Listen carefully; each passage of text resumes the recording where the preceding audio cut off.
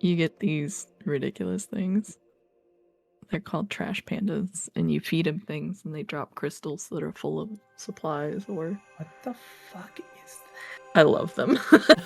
So stupid looking. They look ridiculous. They're so dumb looking. I love them. They're like derpy dogs with herpes. I got the Powder Puff Girls almost. I couldn't find a green one. Not for lack of trying. There's definitely green ones, but they were all boys. Put them in the Pokeball. Yep. Yeah, we have a Pokeball mod because the base game one takes forever to get to. And it's just one of those, the less dinosaurs you have on the map, the easier it runs as far as tamed dinos, so.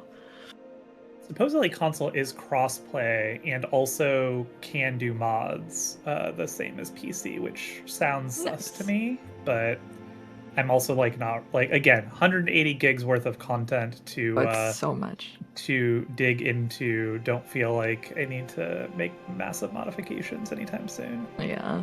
C-Swap, get in game. A lot of the there's a lot of mods now that are just client side, which I feel like is a huge mistake. And those have been causing issues on our server. But it is funny to have people running around as Ninja Turtles. They did try to sell me that, and I was like, no. She keeps trying to convince him to be, why can I never remember the name of the goddamn rat? Splinter? Splinter. She keeps trying to convince him to be Splinter, and he's like, no, I'm a tiny Michelangelo, fuck you. I did enjoy spending like 30 minutes on the character creator to finally concede that literally none of this is even remotely anatomically correct, and also will never be even remotely noticeable in game. So I used to have a friend that would make themselves as tiny as possible with the biggest head, and it was very, very dumb looking.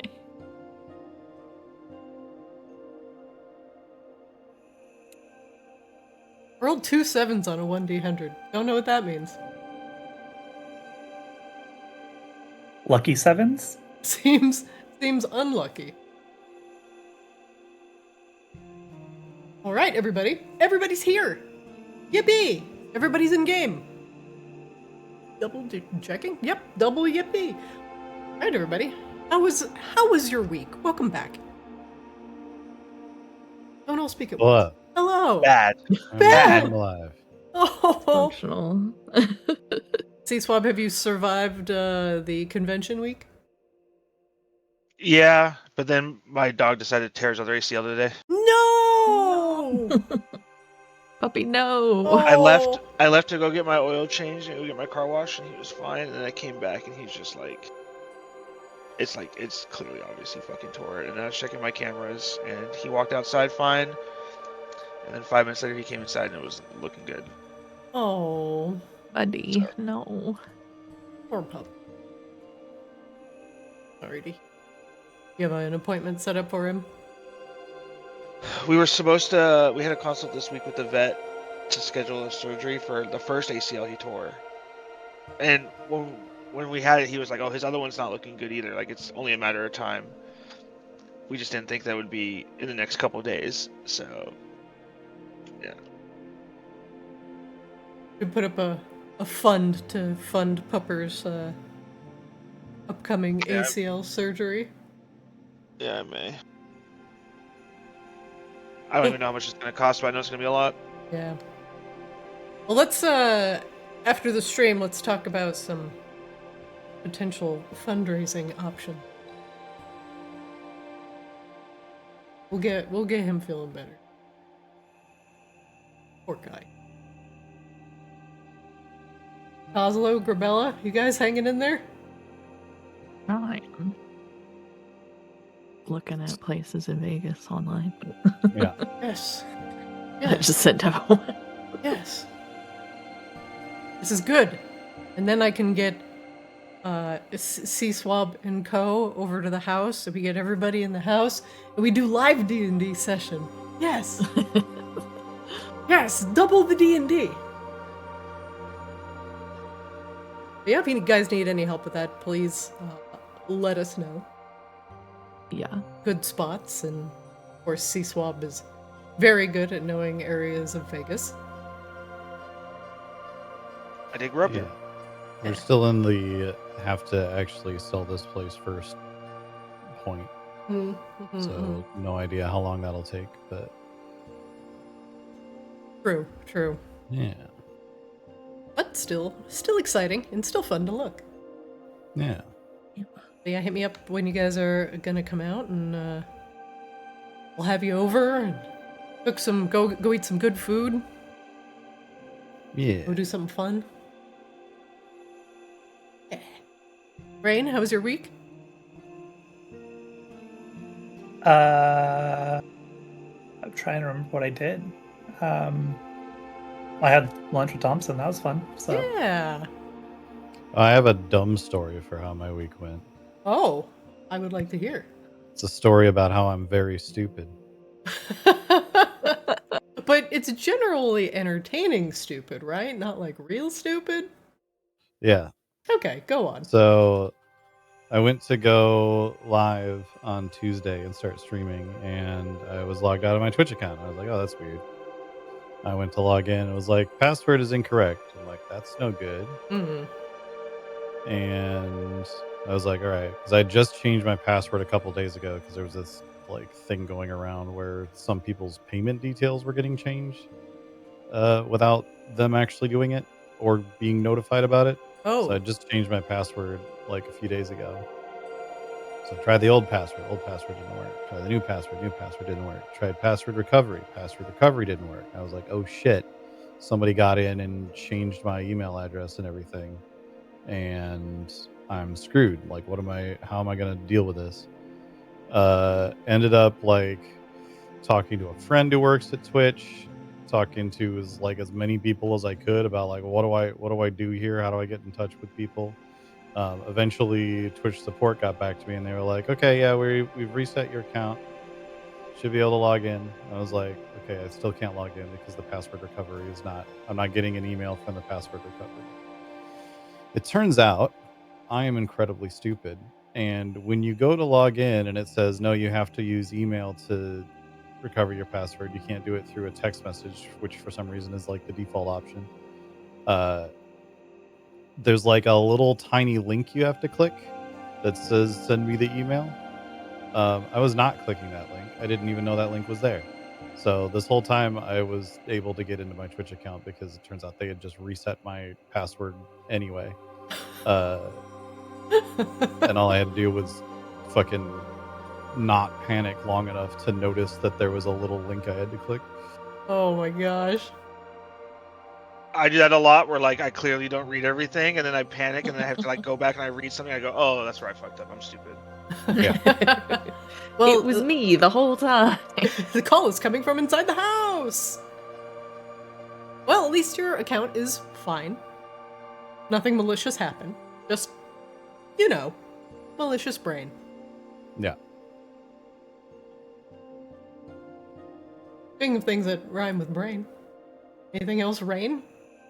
Anything else exciting happened besides your good lunch? all three of my cats sat on my lap today on the couch, which is noteworthy because getting all three of them onto a single piece of furniture at one time is already a rare drop. So yeah, that was kind of neat. That was special. Nice. I too have, since we have received new cat. New cat is acclimating really well to the house. The boys have stopped hissing at the newcomer, and he's napping on the couch.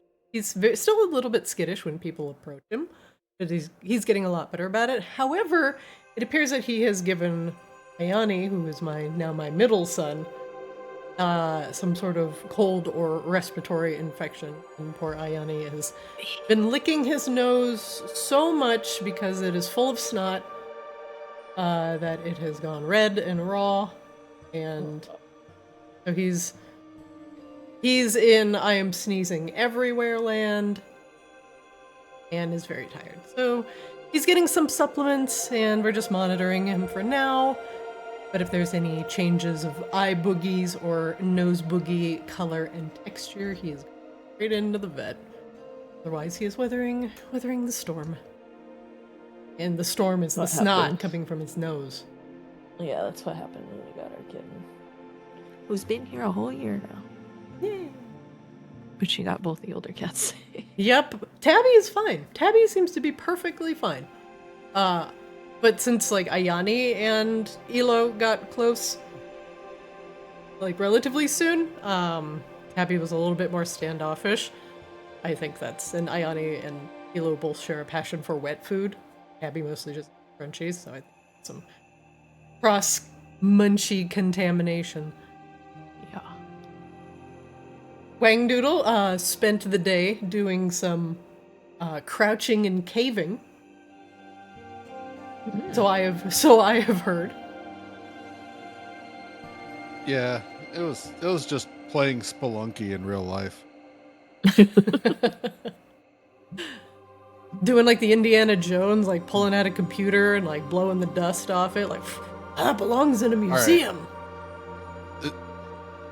You joke about that, but I have lost several good cans of compressed air to these computers. Like honestly, it felt like I was doing visual effects for The Mummy or Dune. Oh god! Sometimes, like, because I would just blow through the vents first, and like that would just continue to keep generating. Then I open it up and I see the CPU fan got touched by none of that. You're like, oh my god! Like you think it's done, and then you just like turn it 30 degrees and you hit it again. You're like, oh no, I'm sorry. There's still more Curse of Imhotep in here. Just blast it. It's an adventure keeping that place going. I'm genuinely shocked how it got to this level, but we're fixing it again. Well, good to have everybody back and in one relative piece. Let's do a quick recap about just what happened the last episode, as a lot of things have happened in the city.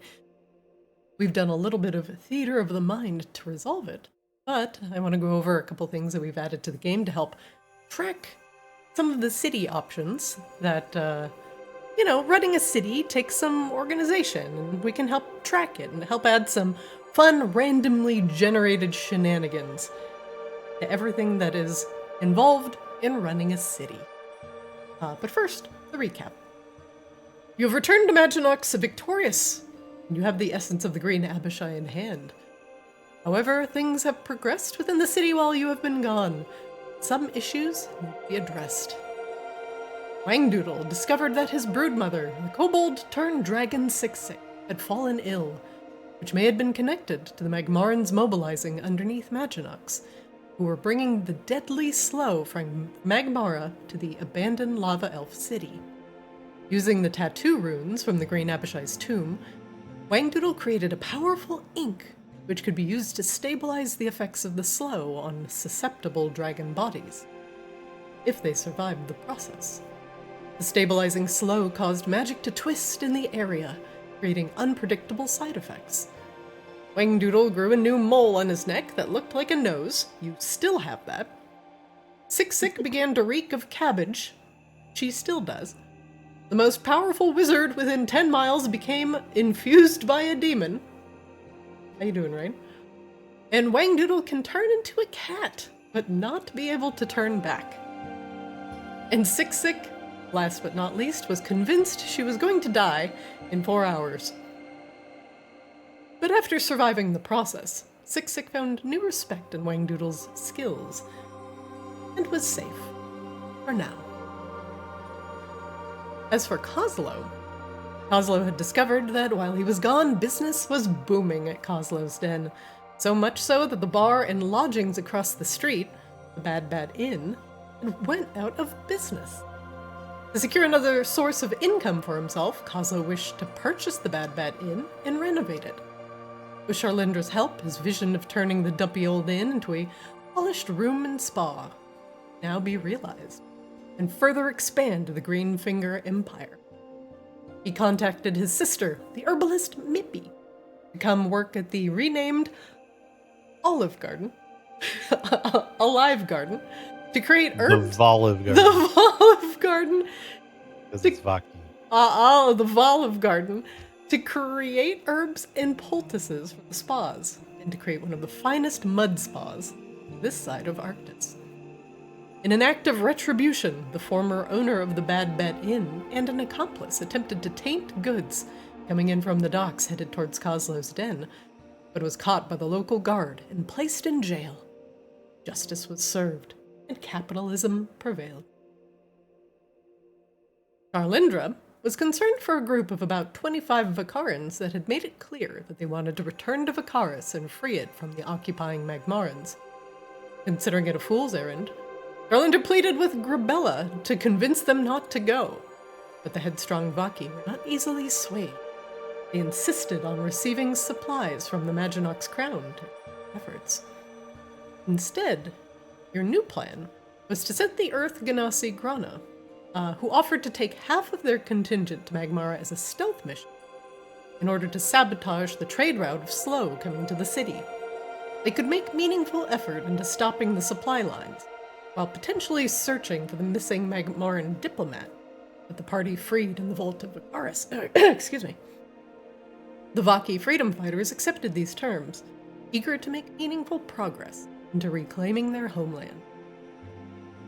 Running a city is pretty difficult. You have a lot of story. Now, first off, we've had a lot of stuff happen in Maginox. Oslo owns multiple businesses. Propella has a den. Rain has, well, the entire city. And Wangdoodle and Seaswab each have their own little chunks of the city they're carving out themselves. If you open up your character sheet, everybody, you can click on either characters on the main screen to open up the character page. Sorry that the numbers are a little bit outdated. But if you open up your character sheets, you have a new tab on your character sheets. Right under biography, you have a little castle icon that's called Bastions. Bastions are a new system introduced in D&D 5e24 that allows for a little bit of city building and a little bit of having a place that you call yours. While the character sheets themselves at this time don't support multiple bastions, we're going to utilize the special facilities part of the character sheet to denote what your multiple bastions are going to be. Normally, on a character, you have one bastion. A basic facility are things like bedrooms, closets, and really just kind of basic stuff that I'm assuming all level 17 characters with House are going to have. We're not really going to keep those. I'm not going to count how many bedrooms are in House Lunesti. What I am going to count are really all of the holdings that your character has acquired throughout these play. Each of you have one to start. I am going to add the other ones before next session. Added a couple things and I've been a little bit busy this week. But each of you have a single ability. For example, on Rain's special facility, hers is House Lunesti. Now, House Lunesti is a vast sanctum, very large, but consider a bastion almost like an extra spell or an extra ability to have at your disposal during the game. If you right-click, you can just view your item to get an idea of what your special facility does. In Rain's case, House Lunesti is a sanctum, and it does a few different things. You can also left-click it and cast the abilities from it, kind of like you would with, Strike of the Fire Giants or any of your Artificer abilities. Kozlov's is very complicated and has a lot of options. But in the case of Rain, her Sanctum Charm, if she spends a long rest in her Bastion, you gain a magical charm. It lasts for 7 days until you use it. The charm allows you to cast the heal spell once without expending a spell slot. You can't gain this charm again while you still have it. So if she spends a long rest in House Lunesty, she just gets a free perk for a week.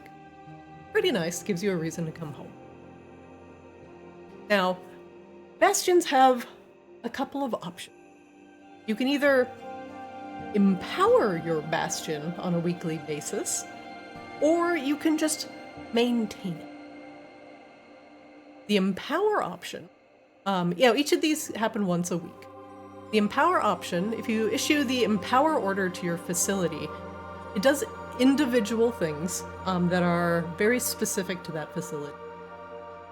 For example, Rain's is Fortifying Rites. When you issue the Empower order to this facility, you inspire its hirelings to perform daily rites that benefit you or another character you name. The beneficiary does not need to be in the Bastion, and the rites are performed to gain the benefit. Now, each time the beneficiary finishes a long rest, they gain temp HP equal to your level. This effect lasts for 7 days. So, if all of the Somniari that are currently sitting in House Nesty pray really, really hard, Rain can say, I will empower Wangdoodle, and for the next week, he will gain 17 temporary hit points each time he takes a long rest. Just for free. Pretty nice. Now, however, you just choose the maintain option. Some random things can happen. Some things are good, some things are bad. And some things will allow you to roleplay as your minions that are currently in your Bastion in order to resolve them. You can gain more followers. You can gain all sorts of things. Or your followers, potentially. It allows for kind of a sense of randomness, a sense of progression, and just kind of keeps you invested in coming back home. Now, taking Grabella, for example. Grabella's Bastion, her lair, is a greenhouse. Is that a greenhouse? Well, she's farming blood fern. Rare plants and fungi are nurtured here. There are plants in her greenhouse that have 3 magical fruits growing on it. Any creature that eats one of these fruits gains the benefit of a lesser restoration spell. Fruits that aren't eaten within 24 hours of being picked lose their magic. The plant replaces all picked fruits daily at dawn and can't be transplanted without killing it. If Grabella issues the harvest order to the facility once a week, she can commission the facility's hireling, most likely Cause, to make a potion of greater healing. Work takes a week, costs no money. 3 potions. Good. But also issuing the harvest order allows her to get money by selling blood fern. Also made a nice little for blood fern. Right here.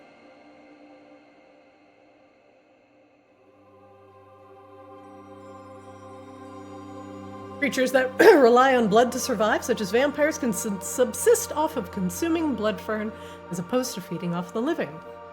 However, many sanguivores prefer the taste of warm blood to this vegetarian option. It takes twice the weight of blood fern to equal the sustenance of fresh blood. Fresh and healthy blood fern weighs 4 pounds and sells for 20 gold. That's just a little bit of gold, a little bit of option. Now, Kozlov's is fun. Kozlo has a pub bastion. And forgive the terrible copy-paste job that I have done. I'll probably fix that formatting at some point. Folks come to pubs to socialize. Could be a bar, coffee shop, a tea room, whatever. But the best thing about pubs is you can do information gathering.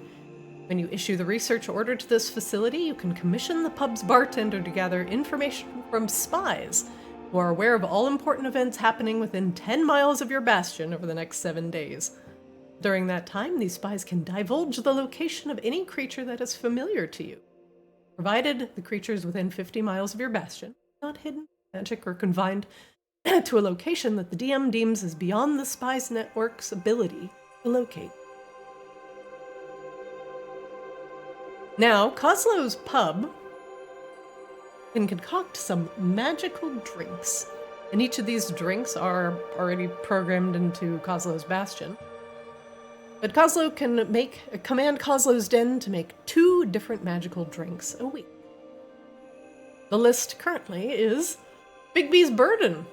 Drink a pint of it and grant you the enlarge effect of enlarge or reduce spell that has a duration of 24 hours.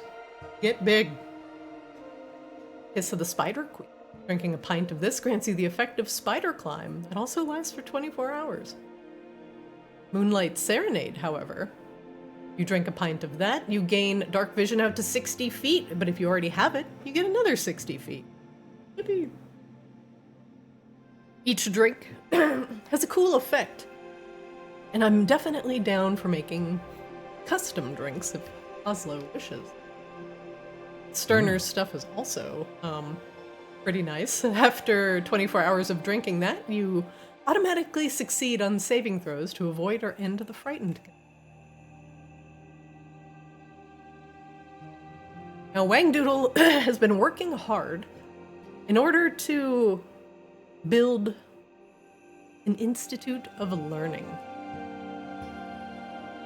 Wangdoodle's been working on the Maginox Institute for Conservation and Arcane Advancement, or MICA. His home of dirt magic is an archive, and is a repository of valuable books, maps, and scrolls. You can commission hirelings to search the archive for helpful lore, and the hireling gains knowledge as if they had cast the legend lore spell.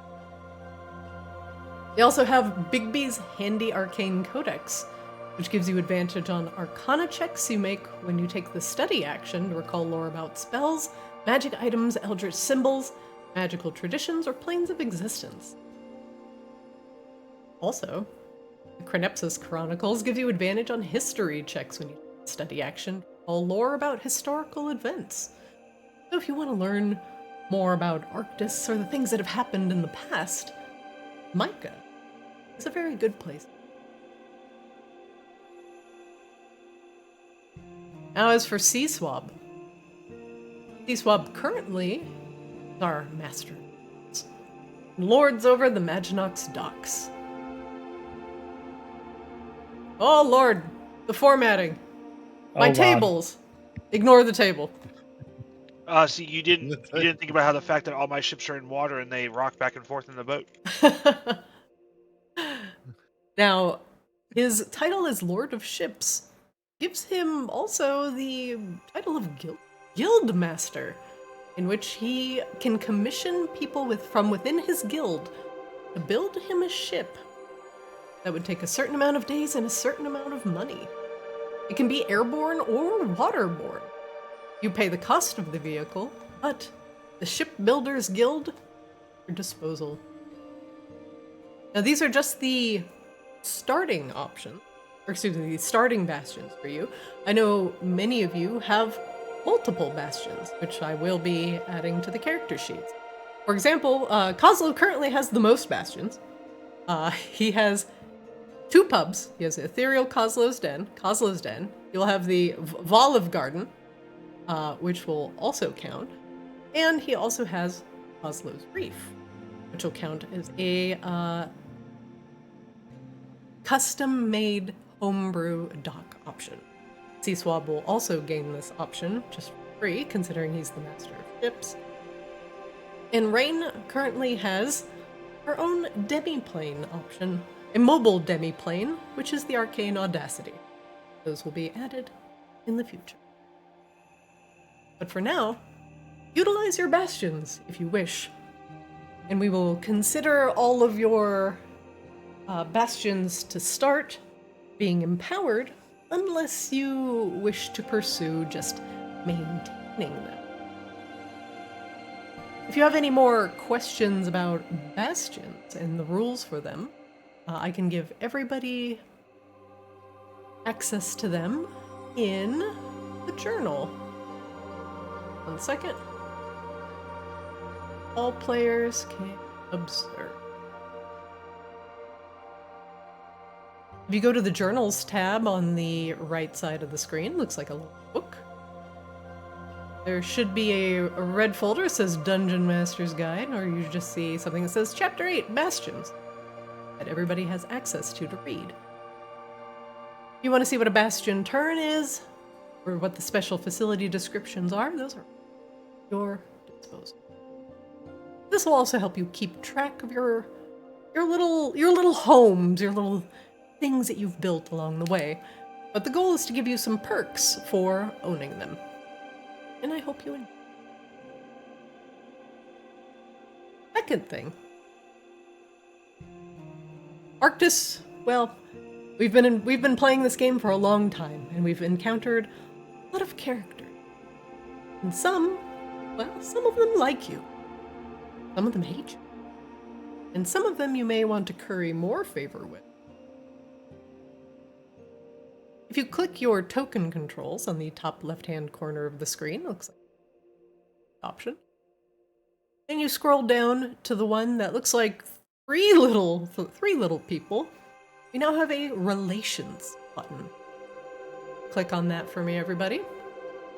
This, Where was this? Token controls top left. And then if you click on token controls, it should bring up your relations button, which is like three little people. Yeah. This will help you keep track of all of the places that you've been and all of the factions that you have helped along the way. We've been to a lot of places so far. And to jog your memory, we'll go over them real quick. Of course, we all know Maginox, which is in the region of Polaris. If you click the little down arrow there, it'll give you 3 options. One is a wanted option. If there are any criminals in your city, they're going to go here. If there are factions within your city, and Maginox has a lot of them, if you click that drop down, you'll see that a lot of separate factions live within Maginox. House Lunesti, House Ravensblood, the Somniari, House Hamaki, the Ratfolk, Maginox Merchants Guild, House Umbralis, the Fey Court of Night, the Werewolves of Polaris, House Phycetus, Styx, 6 Brood, the Children of Dusk, Rogues of Jail Lavari.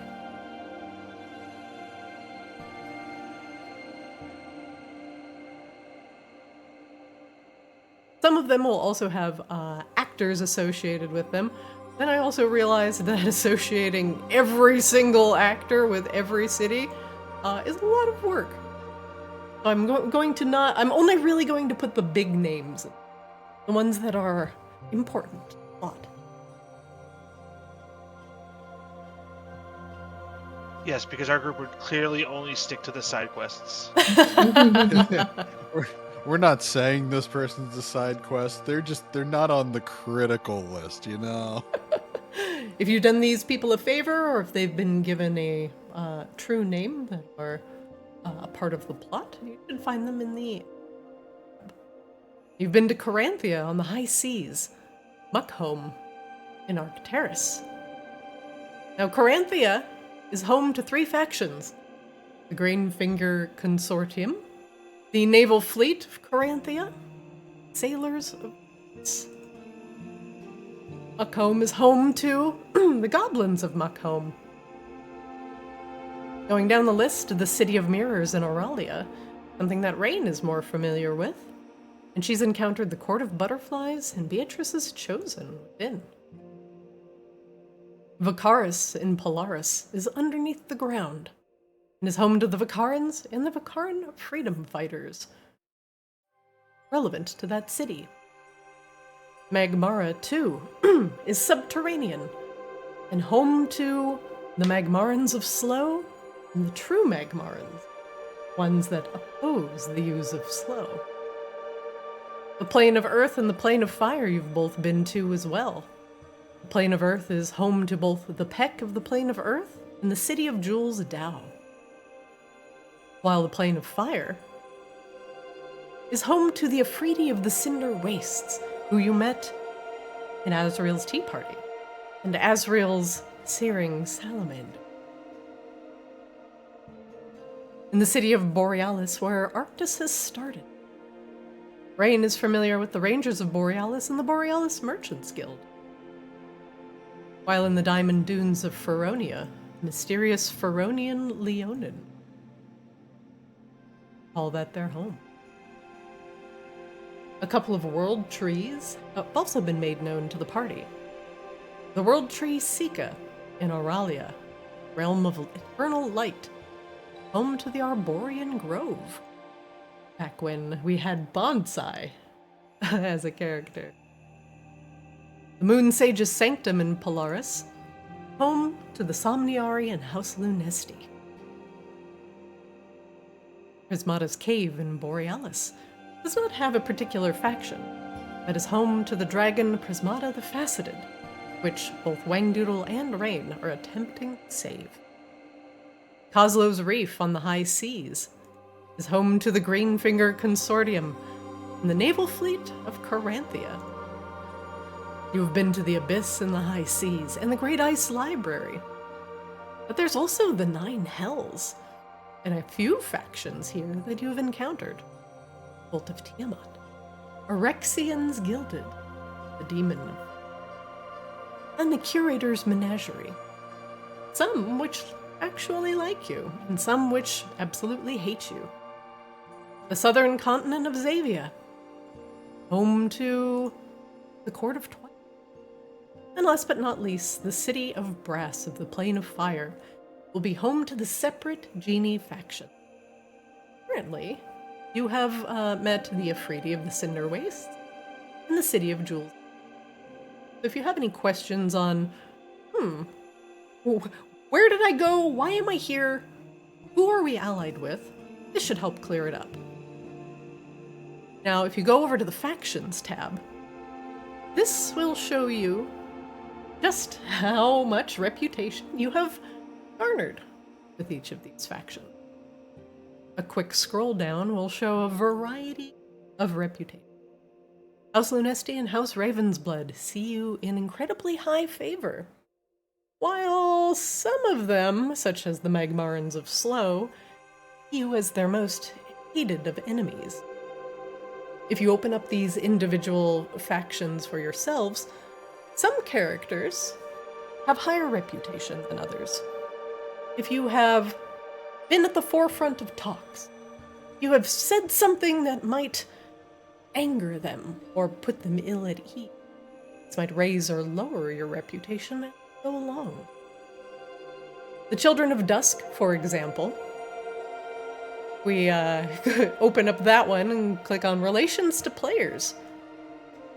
You will see that the ones that have devoted themselves to the Children of Dusk, which is Roxy's faction, I should say Roxy and Azrael, Rebella, Coslow, and Seaswell, each have devoted themselves, both mind and body, to the cult of Azrael, while Rain and Wangdoodle, yeah, we're friends, but I didn't put an entire level into devoting my existence to you. So things like that will alter your relation to those specific factions. You can also see some fun ones in there, like the Magnificent Monarchy of Mephits, who you have seem to have not killed in mass, and some of them you've actually made friends with along the way. If you're ever curious about where you stand with some of those characters, you can just click on the Relations tab at any time. Now, sometimes if we're actively talking to these characters that are allied with these factions, I can individually raise and lower your reputation as we go along. if a conversation has gone south, say if Rain says to go to a different church, they might take offense to that. And you'll see a little pop-up that says, your reputation has gone down. Everybody disliked that. Everybody disliked that.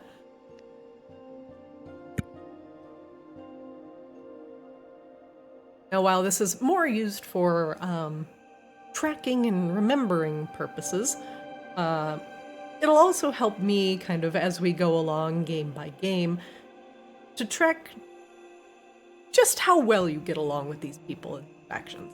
It's important to make friends. It's important to keep your friends close and your enemies further away.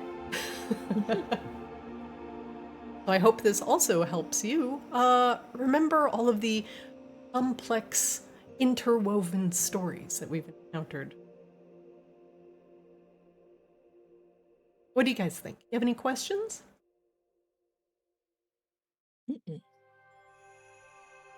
Right. All pretty. Now then, been a busy week in Maginox, and each of you have put something in order. You have made the city better. You have curried the favor of specific factions. You've made choices that will alter the course of this story over time. Rain, you've also been very busy during this week. And we're gonna start today in Kozlo's den. You all have put all of your ducks in a row, but Rain has promised to do one more thing before you all send off on your next adventure.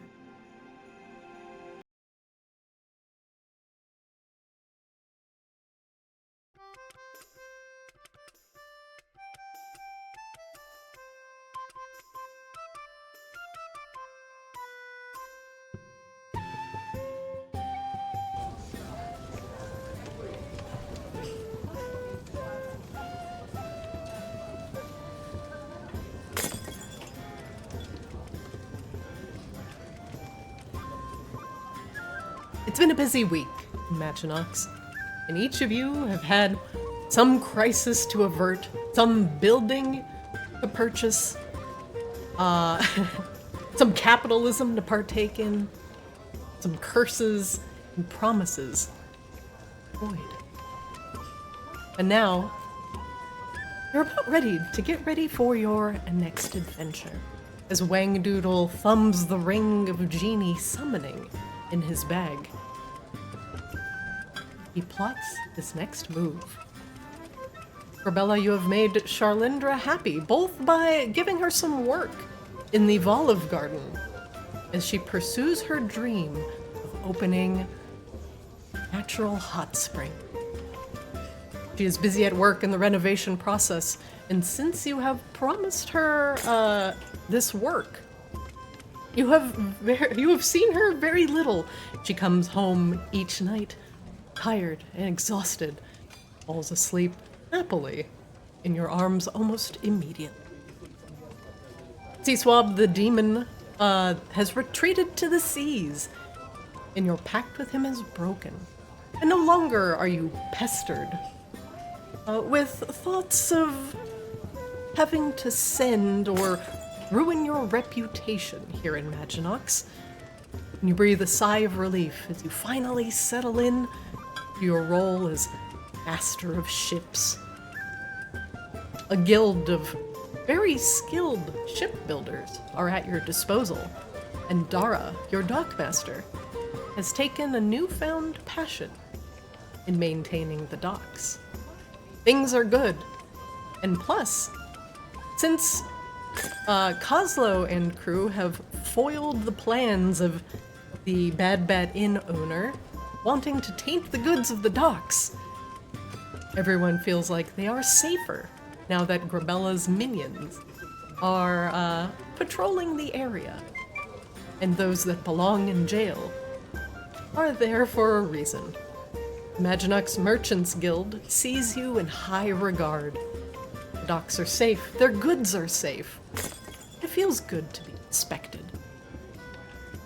Kozlo, the steady din that you hear of the people in Kozlo's den is refreshing.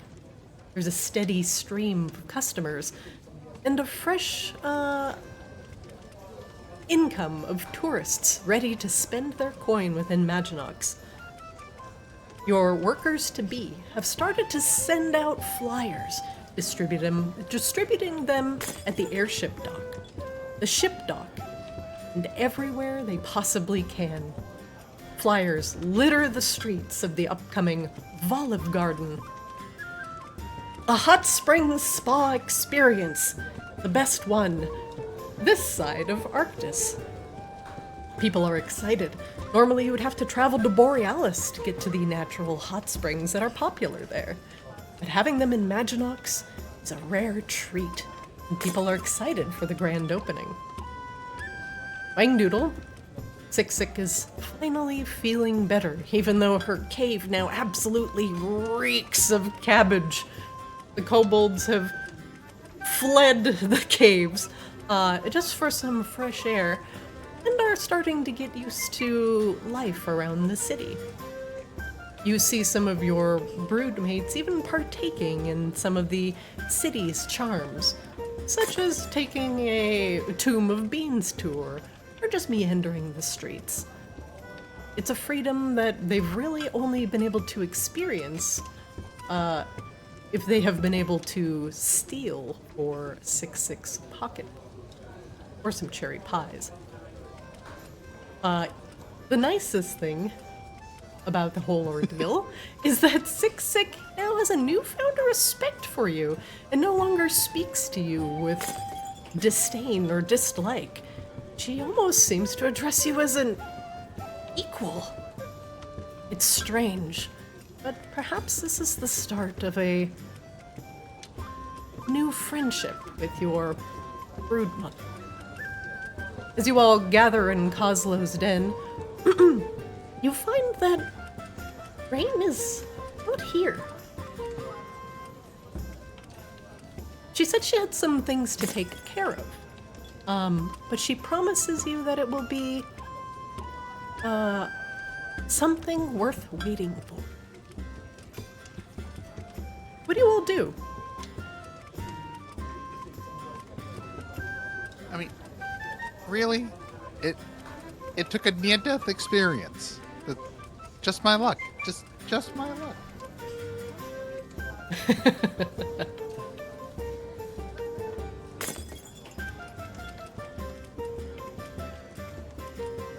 Now, as you all have come into Kozlo's den, there seems to be a commotion on the streets.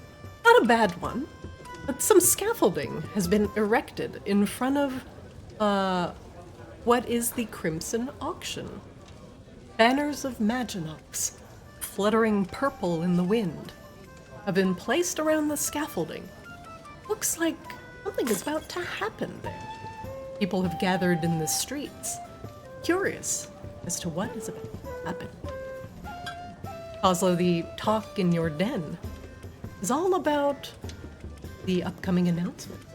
What could the royalty of Maginox be planning?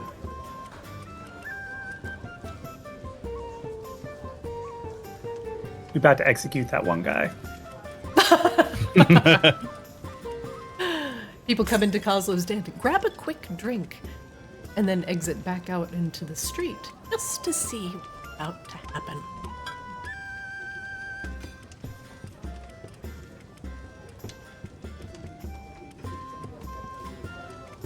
What do you all do?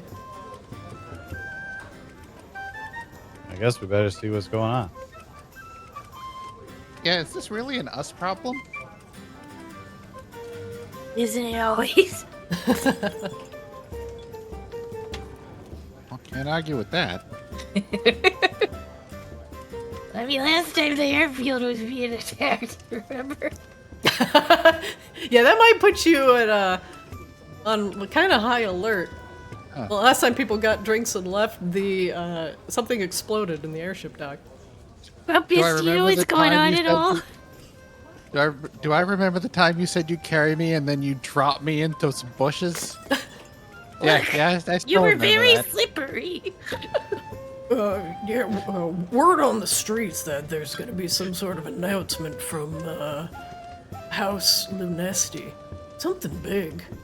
Kinda wanna go watch, but I gotta watch the bar. Have one of the waitresses take over for you. Come on. Hey! You heard the lady. Pat, pat, pat on Sunny's head. Or, you could take some kegs outside. That's a good idea too. Hey, Sonny! Come here and get one of these kegs and bring it outside. Charge him double, convenience fee. Damn. I like the way you Damn. think, Grumpet. I learned from the best, Coslow. Hope you have a street food vendor license. I got a license. Grant Coslow get a street food license. Ah, you see, it's just that easy.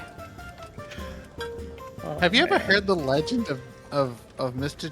of John Taffer? Gotta be careful with some of these decisions. Who's John Taffer? That's just a legend that if you get too reckless with your bar, the ghost of a very angry man in a blazer comes over and yells at you. I It's ain't haunted afraid. place. Sounds peculiar. One moment, please. You can keep talking to your office. These urban legends. Who knows?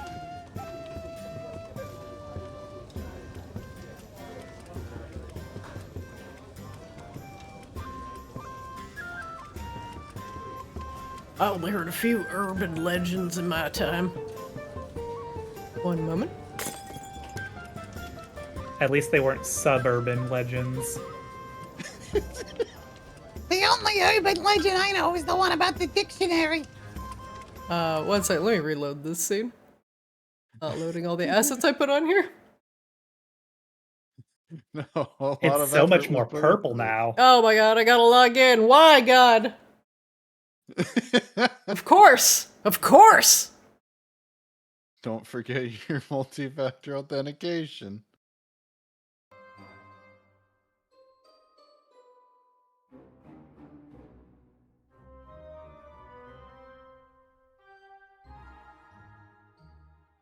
Oh, look, a rug. Make sure you see banner, little pennants on the buildings, and a big rug going down the middle of the screen.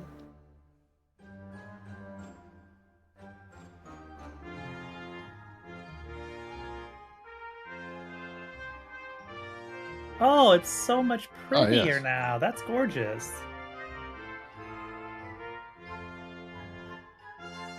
We're also playing some Princess Bride music or something here. Marriage. Marriage! Marriage is what brings us together. Today. Today. Love. True love. There are many people gathered in the streets today, as the rumor has gone around that something is going to be happening at the Crimson Auction. Indeed, as the sound of magical horns fills the air, a hushed silence falls over the crowd as heads turn towards the impressive skull that decks the Crimson.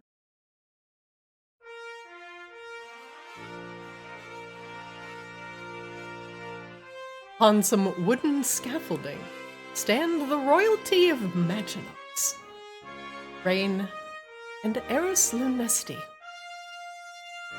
Standing on top of a shrouded sun, wreathed in flame, they are ever impressive. Two familiar guards, Volka and Callie, block the entrance to the royal, the royal duo. And the crowd is angry. Hear what they say. Can we get closer, guys? Get them good seats. I'm moving up. Get in the pit. Mm-hmm, Oh, there's my girlfriend. Oh, Rebella. Apparently have to go around this one specific person. Here, come here. Oh, my girlfriend! Run up and grab Grisella. I saved a spot for Oh. you. Here. She hands you something deep fried and covered in powdered sugar. You're my favorite. I just had to take a little break. See what's going on. Everybody's You need talking to about. take more breaks. These hot springs aren't gonna build themselves. You're gonna be so excited. I've spent all morning and night drawing up plans. I must have slept 4 hours. I'm just too excited. This opportunity is one I can't pass up. It'll still be there even after you rest. Here, now I don't have to even think about those foolish people going down back into Vakaris for a suicide mission. Get to work, and they get to be care of by Grana, doing something productive and not throwing their lives away. So happy we could figure something out, Rebel. I hope it stays that way. I really wish they would check out the Azrael option. Too. Maybe they'll come around. Their heads are still in Vakaris. Not that they miss Novus, it's just they're home. All they've ever known. Maginox is strange, seeing the night sky and all. Yeah, I get it. I just don't want them to die. I agree. Oh look! Hey Swab, Wangdoodle, and Coslow are here. All right. Looks like everybody's here. It's about to start. Now. Kozlo's gonna cross the thing and hang out with Frank and Lena. Hi, Coslow. How you doing, buddy? Pretty good. What are you building? It's gonna be like a hot spring sort of spa thing. Oh. Like now you can experience what it's like to be deep under the ocean, but here. And not that deep. And a lot hotter. Is that safe for me? I don't want to turn into a hearty bone broth.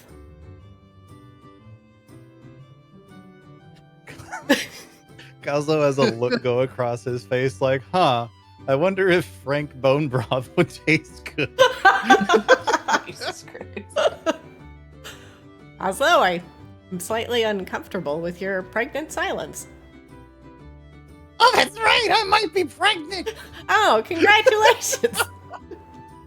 What does that mean, anyway? I don't know. Me neither. But I hear whenever somebody says that, you say congratulations, and then really nothing else. Pretty much, yeah. Yeah. All right. Well, congratulations. Thanks, buddy. Anytime. So what are you building down there? It's like a hot springs. Oh. Well, can I go in it? I hope I don't turn into a bone broth. Well, let's just keep having this conversation on repeat for the next 3 hours. That sounds good to me. And they continue to have the same conversation on repeat. See, Swab Wangdoodle, what are you doing? Seastorm's gonna be like, still like thinking about the demon that he had to pay the 7 soul coins to that he didn't want to give up. So he's just gonna be kind of like standing off to the side, stewing. You feel a tap on your shoulder.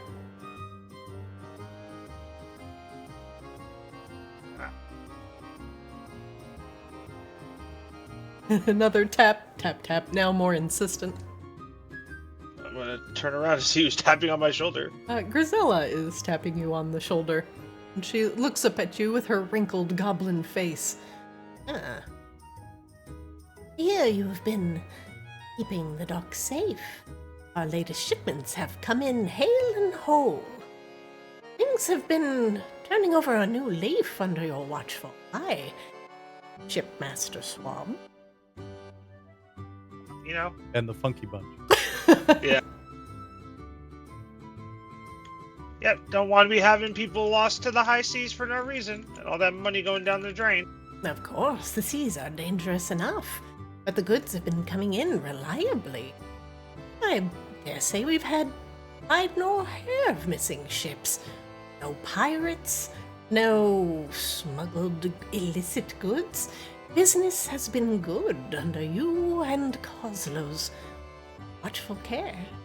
Keep it up. You're doing an excellent job, and he pats you on the shoulder. So give the smile to like force through the smile, like, yes, we're gonna keep doing. But like in his head, it's just like he can't stop thinking about that demon, just how what he's gonna do to him. He doesn't like that he was gotten the best of.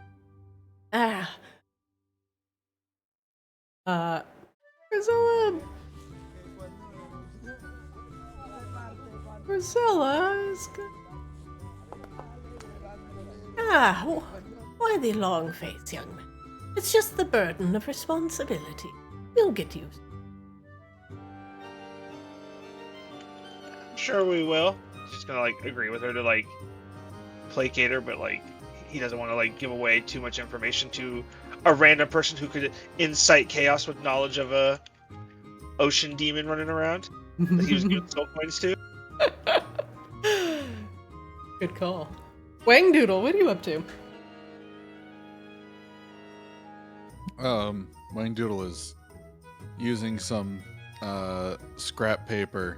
By that I mean like bar cocktail napkins, and to the best of his recollection, redrawing the runes that he inscribed onto Sick for further study.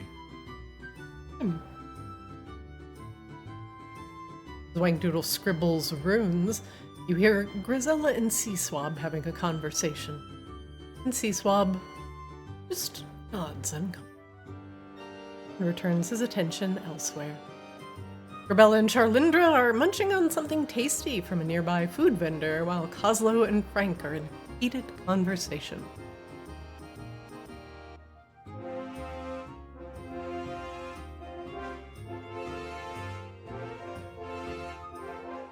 I guess that's one way to describe that dialogue. Rain? You can speak. Rain's like sitting there confirmed with theirs. Oh, wait, this one's on a queue. He nods. I feel like we should have talked about that. Maybe rehearse this. You know how things go. They look polished and presented no matter what we do. Go on, dear. Be wonderful. Alright, you've got all the medals, right? Everything you good? Mm-hmm, they're right here. Excellent. Okay, well, here goes nothing. What's the worst could happen? They could all revolt. Haha. Wait. I don't. Wait. I don't like that. Time out.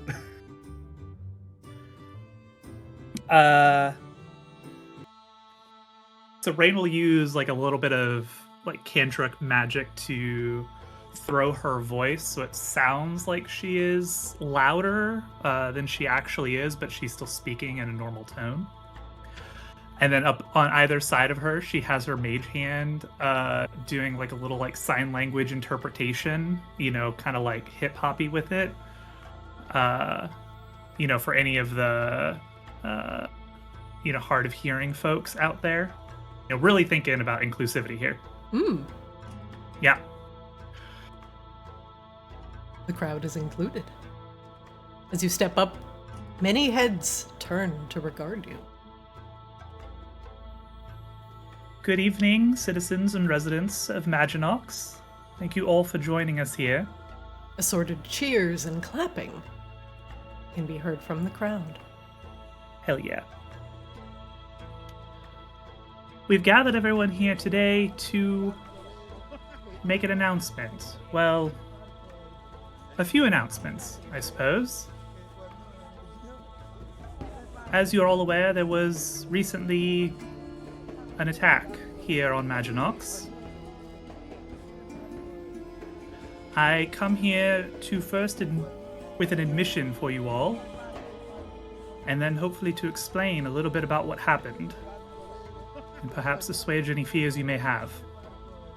The crowd goes silent. A few hushed whispers can be heard. What does this mean? First, our admission. House Lunesti has been harboring and protecting Lakaris Winterheart since the last assault on his ascension ceremony in Borealis. Unbeknownst to most all of you. Gasps can be heard. As you're all, I'm sure, well aware by this point, how long ago was that, Christina, in game? Just to give a frame of reference, that's like greater than a year at this point? I would say so. I'd say about a year and a couple months. Okay. Over a year ago, Lakaris' ascension was interrupted by an incursion of demonic forces.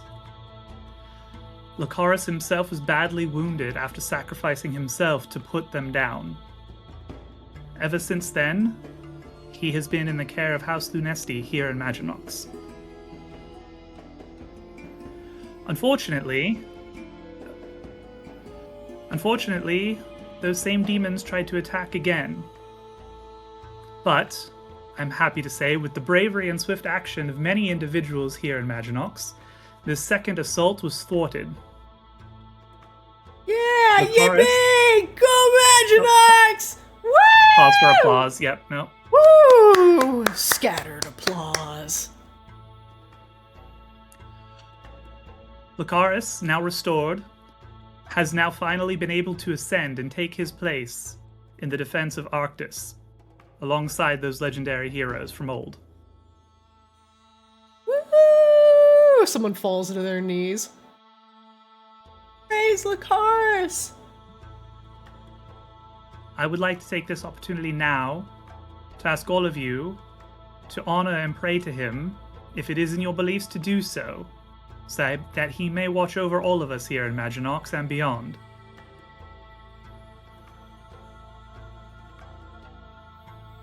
There is some murmuring. Some hands are clasped together in silent prayer.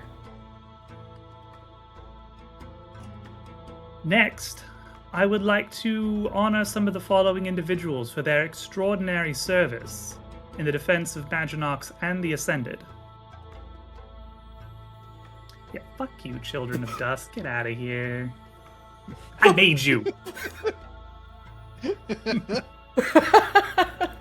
First, I would like to honor the Maginox Dock Guards, led by Jib Grease Gib. Am I saying that right? No, Rain Mumble stares.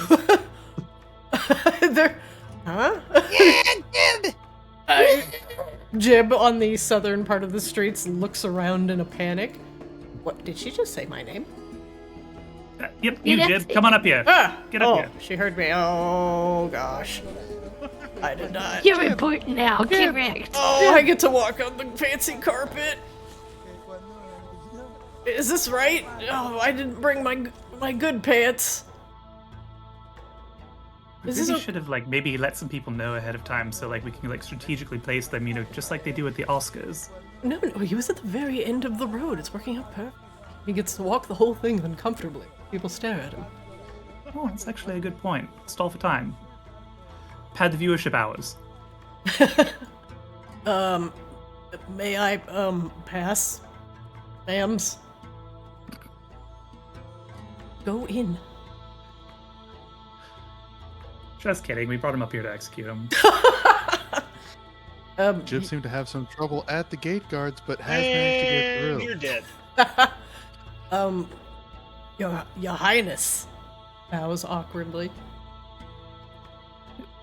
Please rise. Come, steps. The left one or the right one? It really doesn't matter. I panic. Who's the right one? Look up the middle! The geometry is all fucking... I don't know! Jump it! Jump it! Is this down? Oh, gosh. I'm alright. Your Highness, I'm honored. Truly. Rain just kind of smiles at him. This is why we started with Jib, so it can be awkward first.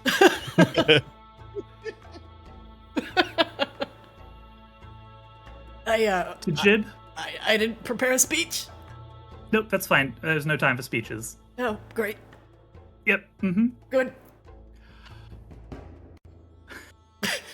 For Jib and all of his fellow dock guards, they will each hope to be awarded medals for bravery.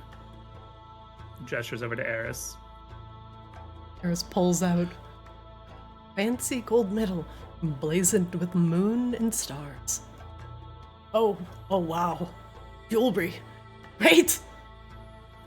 And each one are now hereby recognized as full citizens of Maginox. Whoa. Heck yeah. Whoa. I mean, this is... Oh? Indeed it is. Oh, heck yeah! Jewelry me, Your Highness.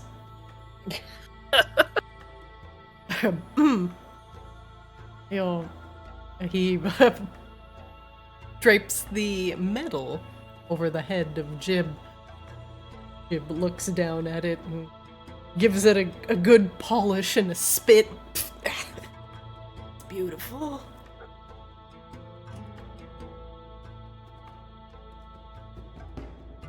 Steps back towards Rain. Wait, you mean all of us? The citizens now? Mm-hmm. Hey, what does that mean? Really good question. We should talk about that later. There's probably taxes involved! Oh! Well... You don't have to worry about going back to that place. True. And I've turned over a new leaf, and now that I am a citizen, I vow to keep all the rest of the citizens safe of this fine city. That's right. Anyone can change. Oh, If there's good. something Jib got worth the branding changing memo. for.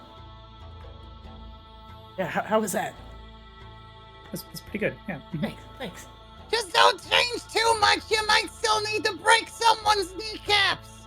Oh yeah. Yeah, and as your guard, I will only kneecap those that run from justice. Okay, that's good job, babe. Next. True justice. Coslo gives like a big thumbs up. I'm helping! Yeah. Oh god. Basil should write my speeches in the future. Maybe not. Okay. We'll fast forward through the dock guards. I don't need to bring all of them up. I don't even remember who they all were. There's 20 of them, so that's probably for Yeah, the best. it's fine. We fast forward. Zzz. All right, up, going up the left We need a stairs. montage. Award ceremony montage. This is like the Oscar awards that nobody cares about. They just play them off broadcast. Hazel, look! It's got a moon on it. Oh, look at that! I'm a citizen. That you are! What was that about taxes? We'll figure it out later, don't worry about it. Enjoy your evening! Hey, Don't enjoy hooray! it too much, keep some in your savings! Hi. Wait, what? Oh, I know what taxes are. Well, what are taxes, Frank? Wait, how do you not know the concept of taxes? I have definitely not paid any taxes in my entire life. We'll get you a financial planner, don't worry.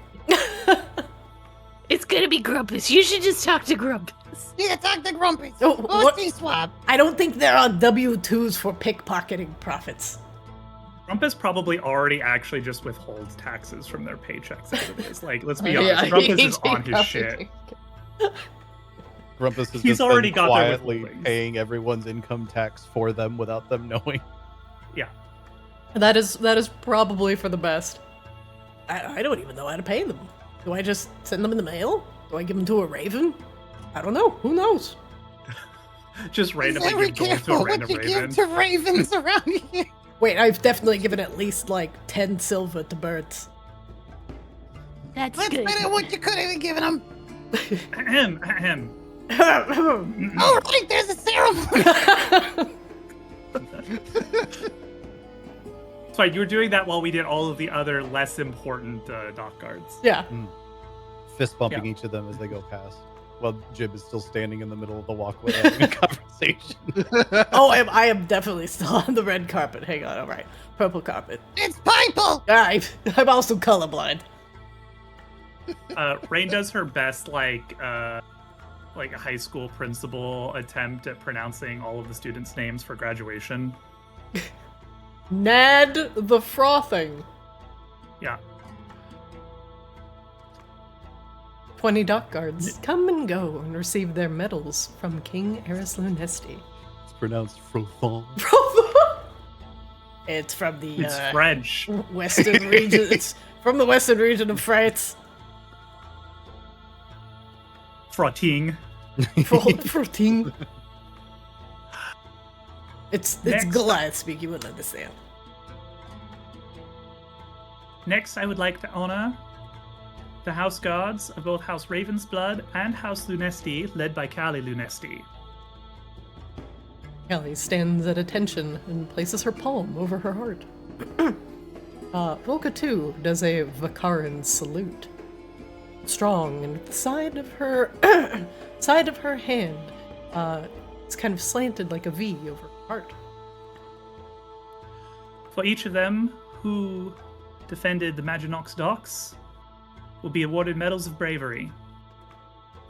Callie, for her fearless leadership, is to be appointed captain of the newly founded Lunar Guard, tasked with the defense of King Eris Lunesti in perpetuity. It is an honor to serve my kingdom and my king. She bows deeply to both Rain and Eris, genuinely thankful for the opportunity. The Lunar Guard shall lead Maginox into an era of peace and prosperity, and keep the royalty safe while their minds are focused on leading the populace.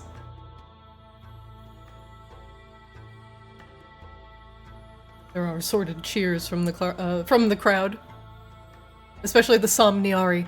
There's a lot of polite clapping, not a lot of outward cheers. They are a quiet people. Eris smiles. Polite golf claps. Polite golf. She kneels down to receive her medal, which Eris places around her neck.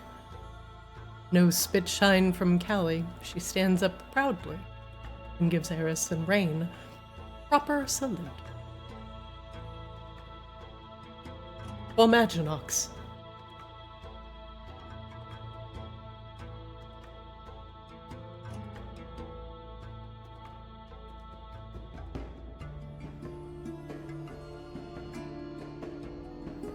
She goes back to her place, and Volca too steps forward. And lastly, I'd like to honor the Vakaran Guard, led by Volca Voki.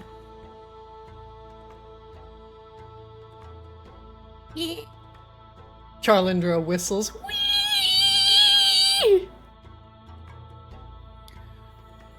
As before, all members of Volca's Guard are to be rewarded medals for bravery and recognized as full citizens of Maginox. The Vakaran Guard is thankful for the opportunity and are glad to defend our new home in Maginox. We owe so much to the crown. And the Vaki people, thank you. We are in your debt, Volca. Oh, we are in yours. The Vakarans would not be here today if it weren't for your actions in Vakaris, and your bravery for saving the young students of the Obsidian Halls, for She kind of chokes up a little bit. For ensuring that the Vakarans have a strong leader, not one that changes their fates. Says enigmatically.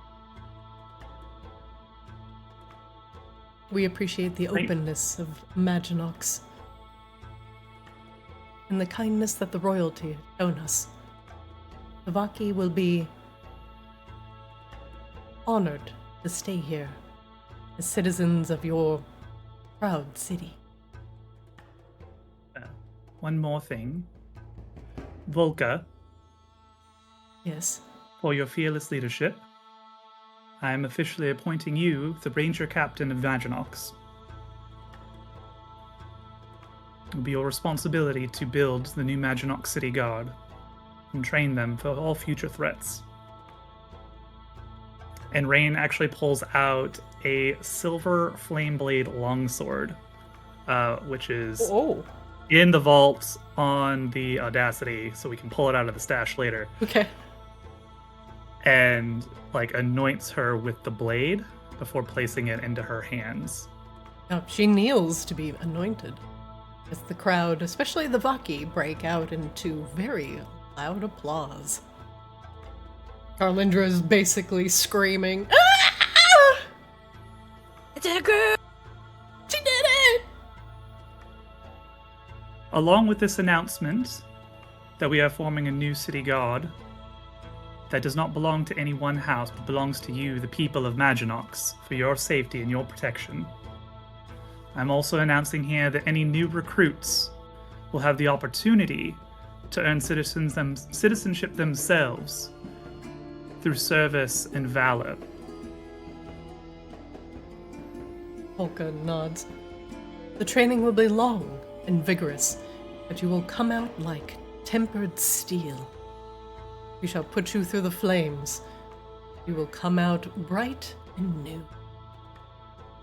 Such is the Vaki way.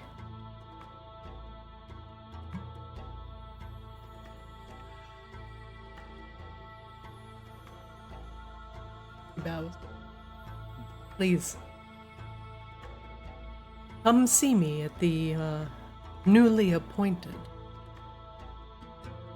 war barracks. You wish to be recruited into the Maginox Guard. He bows to Rain. Thank you once again for this glorious opportunity. Thank you, Volka.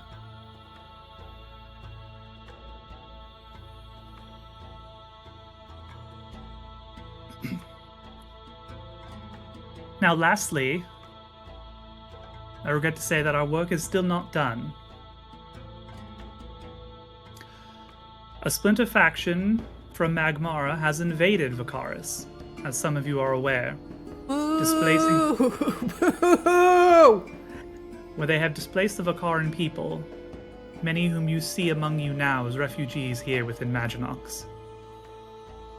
It is only due to the heroism and sacrifices of these Vaki refugees that we even know of the threats that still face Maginox. I would ask each and every citizen of Maginox to please join the houses of Maginox in welcoming these refugees to our city. I ask that you give them shelter if you can. You offer them work and opportunities if you are able. And you all help them make Maginox their new home until such time as they are able to safely return to their own. There is polite applause. More loudly from the Vaki. But even House Hamaki is clapping politely. Alright, get these bombs off our couch. You hear what? I love Kozlo's Den! Yeah! Alright, we're losing them, guys. I will leave you all with this before festivities and merriment ensue. Whether we like it or not, Maginox finds itself at the forefront of restoring peace and stability to Arctis. I ask each and every one of you to be vigilant, to care for each other, to request aid when you need it, and to provide it when you can. Together we will all persevere. We'll see the new dawn of Arctis together. Thank you. Light clapping. Yeah! That was very inspiring! Rain, make me a performance roll with advantage. Performance or persuasion? Oh, I guess actually they're the same now. Your choice. I would say your performances. You said advantage. Yeah.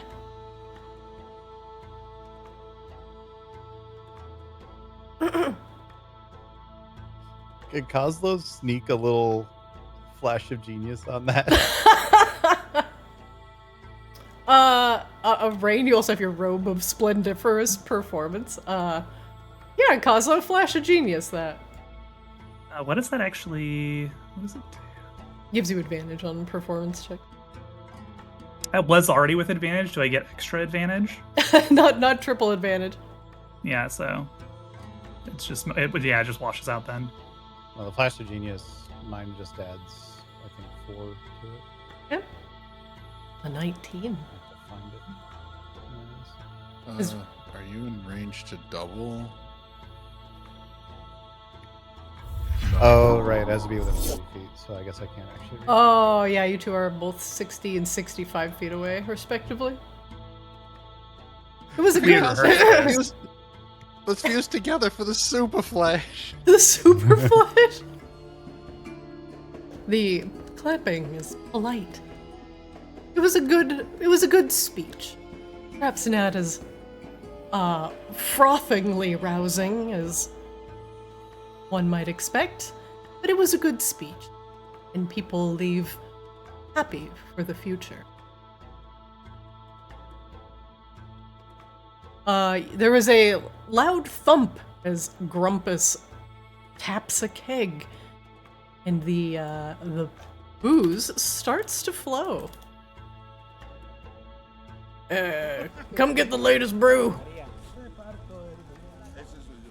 Kozlo's dead, courtesy of Kozlo's Dead. Come right on in. Here's a free sample.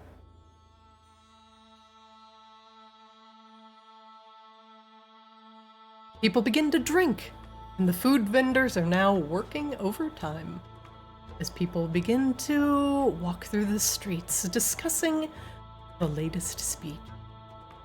What are you all doing?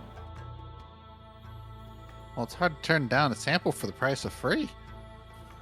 Dual start shimmying over towards Grumpus and the keg. What happened to that extra convenience fee? There's samples, but if they want the full drink, it's just, a small markup, 20%, that's all. Go inside for a 20% discount. It's like Black Friday. You mark everything up, so a week later it seems like, there was actually a sale.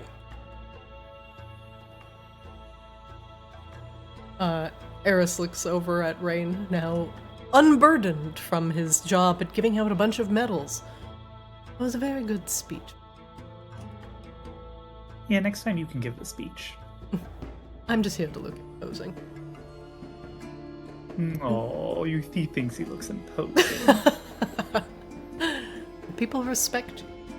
The words that come out of your mouth are more deeply appreciated. I am more of a name. Perhaps a legacy. You give them hope. You are the strength here. Bye.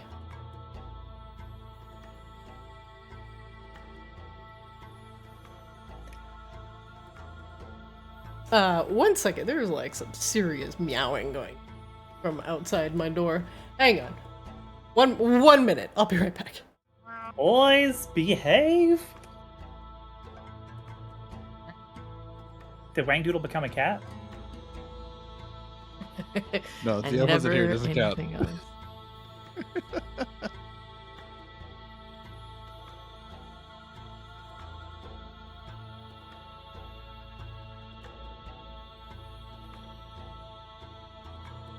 Wait, if I retain like my voice and ability to speak normally. I just go through a bit of Salemification, I guess.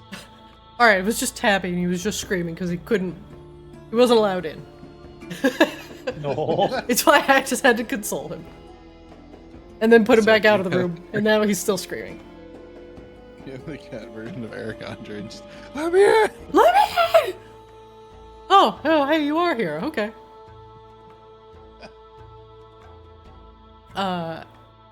Eris kind of shushes you along, Rain. Go on. Mingle with the people. It's what they want. You inspire them. Oh, but I have so many things to read. No time for that. You have to be that promised strength, of course. And plus, the more you mingle with the people, the more you are one of them and not just some lofty figurehead. Leave that to me. You can be their local hero. Oh yes, this division of labor so suits you, doesn't it? Leave the easy part to him.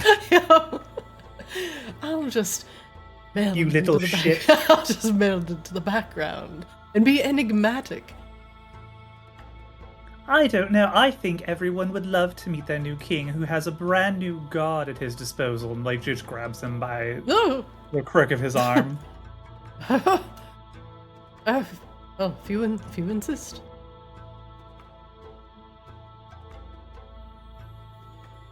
Don't worry, I'm coming. Callie, Eris is going to enjoy some libations and some local color. Of course. Keep an eye on him. Right. I don't need to be babysat. But I do want to drink. They begin to talk with Lena over at a local food vendor. Rain, as you come back out into the crowd, you see Rebella, Seaswab, Oslo, and the gang.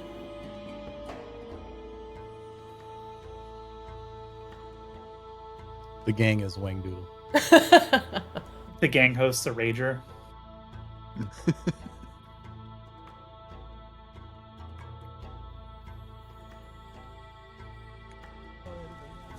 An excellent speech, Rain, Catherine says. Thank you, Catherine. Now what are your plans now? You've done so much in such a little time.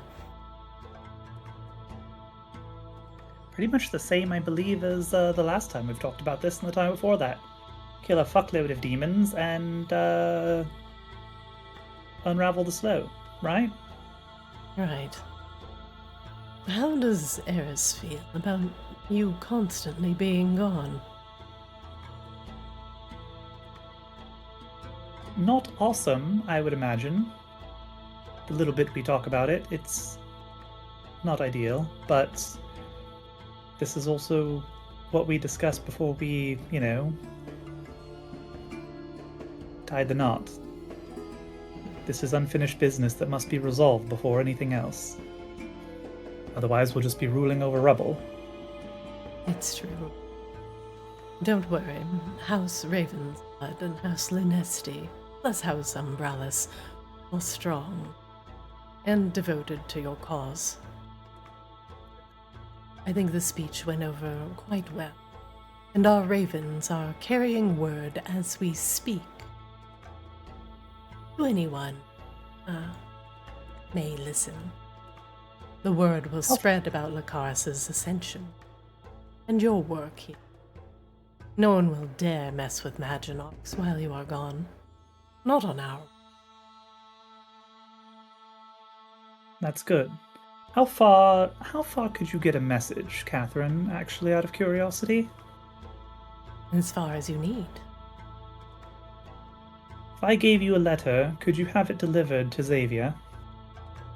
Of course. Good. I'll have something delivered to you before we leave next. Very well. Already my hardiest ravens. The winds above the high seas south of Arctis, I hear, have been rather calm as of late. I wonder what's changed. Huh, wonder what could have done that. Rain says completely obliviously. Actually obliviously. For once. We'll take advantage of the favorable weather while we can.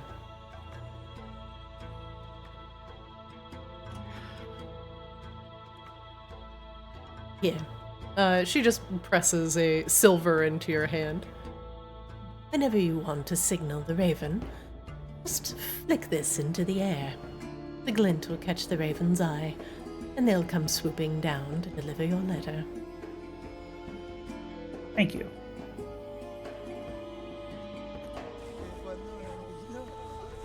Catherine leaves.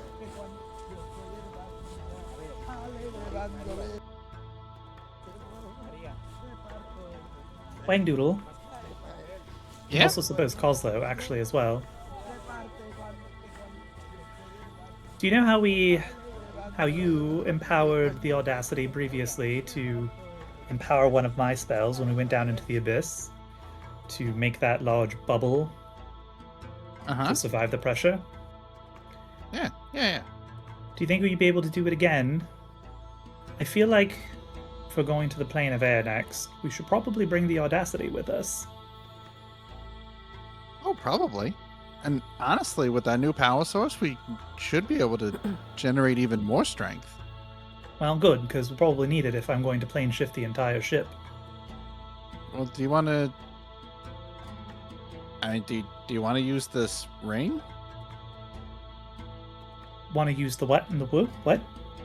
Wangdoodle doesn't think of another way to do it. He just holds up the hand that has the ring of genie summoning. But like the back of his hand is like pointed towards Rain to like show off like any jewel inserts or anything else in the ring.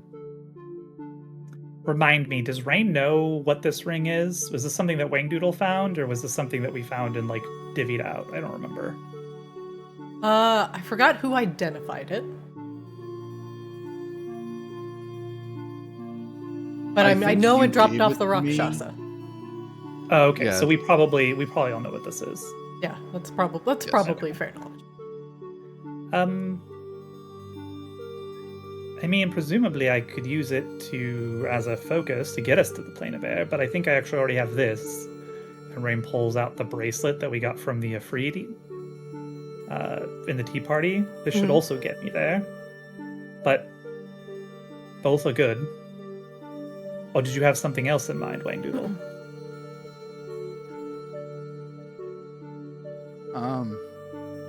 I mean, yeah, I was gonna think if we could use this to, help secure transport over.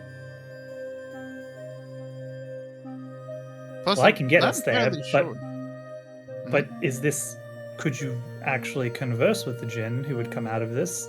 Maybe he can give us better location to come into rather than anywhere randomly within the plane of air. Give us a clue to start with, perhaps.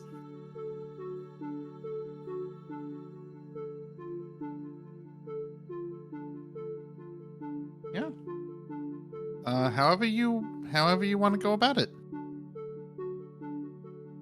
I mean, correct me if I'm wrong, we know almost nothing about the plane of air, right? We just know that the storms there are dying down or something, and that's kind of the only clue we have to go on as to where the Abishai might be. So perhaps your Jinn might know something. Yeah, sure. And even if he doesn't, he might know somebody who might know something that we could go speak with once we're there. And it probably wouldn't hurt just to kind of get to know who is connected to this ring. That's true. Have you used it yet? Nope, not a single time.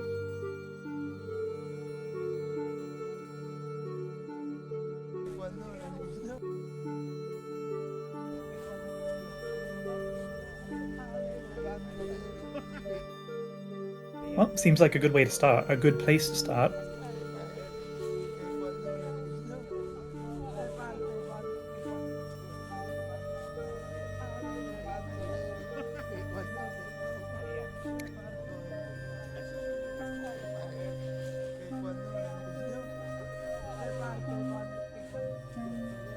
What do you all Everybody's do? so quiet. No, what are you all doing? This is supposed to be the party Are you- area. Are you all in awe of my incredible statesmanship?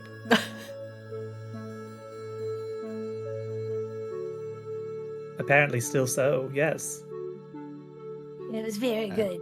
I appreciate everything you did for, well, our dock workers who. Well, we wanted to tell them doing the right thing, or as close to the right thing as they can, would pay off, and you've helped prove that. Well, honestly, anybody willing to face down demons and shed blood in the defense of this city, I feel like deserve as much as we can offer them. That's no small feat.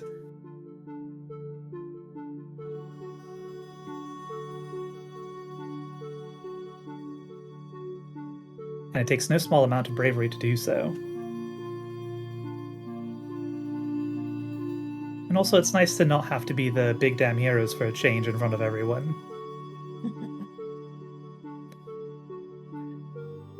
I like We can't being a be hero. Well, sure, but we can't be everywhere all at once. We need to leave some heroes behind us to keep the city safe. And now we have many.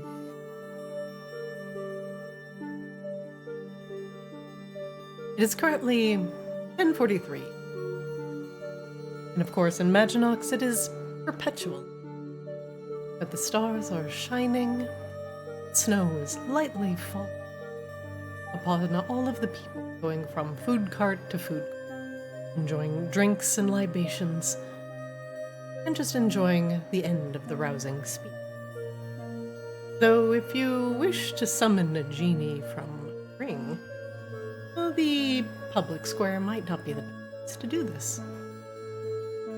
What do you all do? Where do you go? What are your next steps?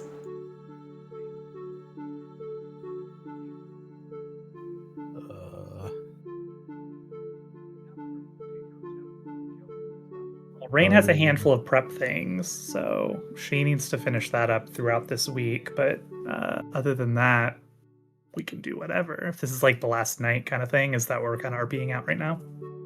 Kind of, yeah. Okay.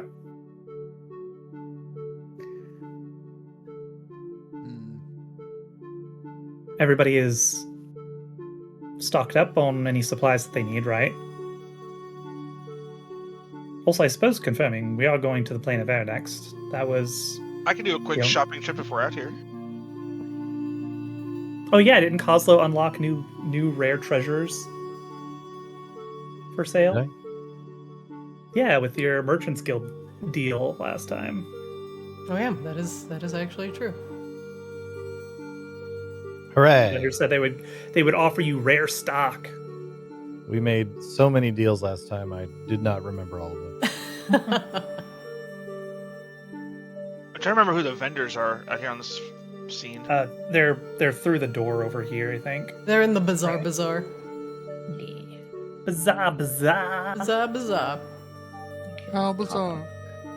If we wish to do that, I am going to roll on a nice rare magic item table and populate those vendors real quick. Is there anything else that you wanted to do, party? I think we're pretty much good to go otherwise. At least I am. Yeah, Rain just needs to scribe her spells and finish reading her book. That was kind of the main administrative things. And then she's going to recast some of her spells like contingency and her simulacrum and stuff, but that all can happen in any day. Okay. She has plenty of spells for that. Yeah, Rain, just write down for me what spells you're scribing and how much they. I'll deduct the gold right now, actually. It's 750.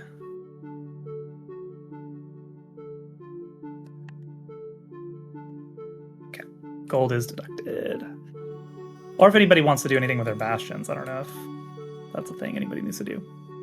I was thinking about it because I was curious. We could probably set up a spy network for Kozlov. That'd probably be the best one to do. Well, you could do all, like, you can do any We of could do all of any them, the facilities that you have. Like, yeah, We just don't have to pick. Well, I don't think my boat will be ready in time for us to go, but I can have it started. Mm-hmm. yeah, that's the order. Is you get your order is to start the thing, I think, and then it just takes as long as it takes. Oh, okay. Mine says recruit. Let me see. Hold on. Yeah, the recruit order just tells your guild mates to build you a ship. Okay. Alright. And it's 1,000 gold is 1 day. So it depends on how big of a ship you want built. A 12,000 gold ship would take 12 days. I don't know if I have that much gold. Is there a breakdown of ship costs? It that is we can- in Player's Guide. Second.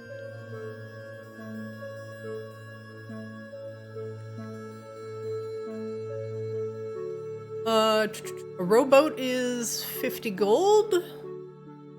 Keelboat is 3,000. Sailing ship is 10k. So is a long ship. Warships are 25k. Galleys are 30,000. Sky was the- like huge like sky ships are like 100,000 gold. Where was the way to see which of these things did what? In your character sheet, if you click the Bastion icon and then you right-click Kozlo's Den and then just click View Item. Ah, okay. While you all are taking a look at that, I'm going to some of these vendors. But let me know what you want to do with your bastions.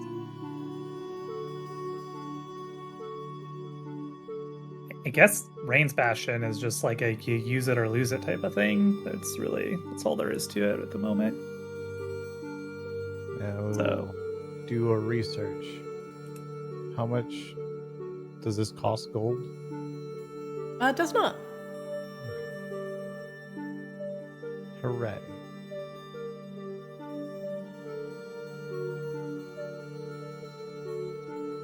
Oh, everything triggered.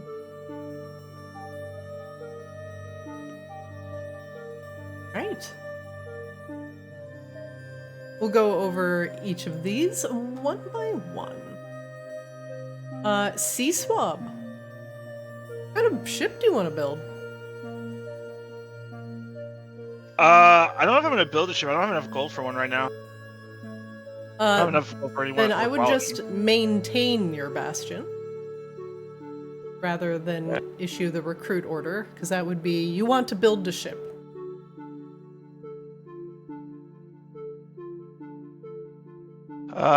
Okay. All I have is recruit option. I don't have a maintain option. So that's not something that's clicked. It's just more of a like choice to either use Okay. your special ability or allow you to roll on these random tables. So let me talk to you about Bastion events, and you can read along with this in the Journals tab. It is you click on the Dungeon Master's Guide folder in that Bastions area that I give you access to. Under Bastion events, it's the second from the bottom. Immediately after a character issues the maintain order to their bastion, the DM rolls once on the Bastion events table to determine what event, if any, befalls your bastion before the next bastion turn. And if event occurs, the DM reads the event aloud to the player whose character controls that bastion. The event is resolved immediately, with the player and the DM working together to expand the story details as needed. If multiple characters issue the maintain order on the same bastion, you're once at the table for each of them, resolving each separately, even if the bastions. Bastion events only occur when a bastion is operating under the maintain order, which often means the bastion's owner isn't present in the bastion at the time, which you will not be. They will be maintaining the docks while you are gone. So this means the events can be opportunities for the player to take on the role of the bastion's hirelings or roleplay their reactions to these events. So, depending on how this table goes, Next session, we will probably advance the plot, but maybe the session after that, something happens. You might have to take control of your hirelings in order to resolve your event. So, D-Swab. Roll me a D100.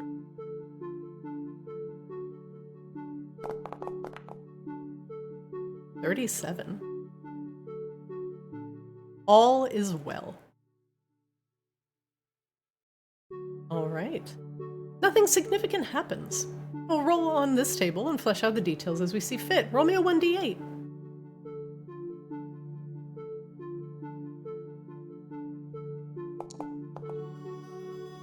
The leak in the roof has been fixed. All right. Well, seems like things will be good at the Maginox docks while you are gone. Though Dara and the dock hirelings, now that the threat of anyone spoiling or stealing the goods has been momentarily quelled. Plus, you've thrown the instigator in jail and put fear into the heart of the populace that might want to think twice about stealing from your docks. They go to work on maintaining the docks, and now that the snow is falling once again in earnest, they work on patching up some of the leaks in the roofs, make sure that the goods stay dry and unspoiled. All right. As for the rest of you, Grabella has completed the harvest order. All right, Grabella, you have a few options here. Let's take a look.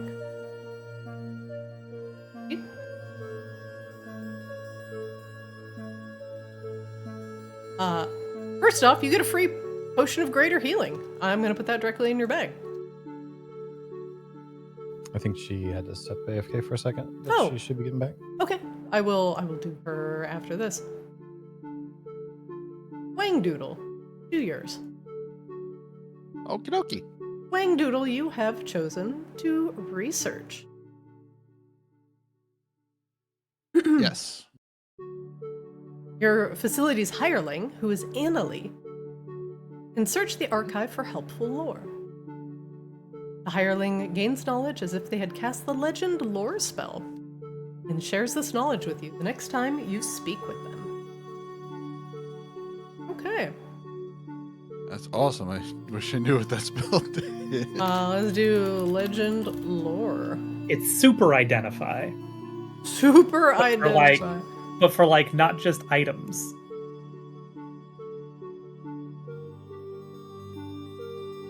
That is really, really helpful.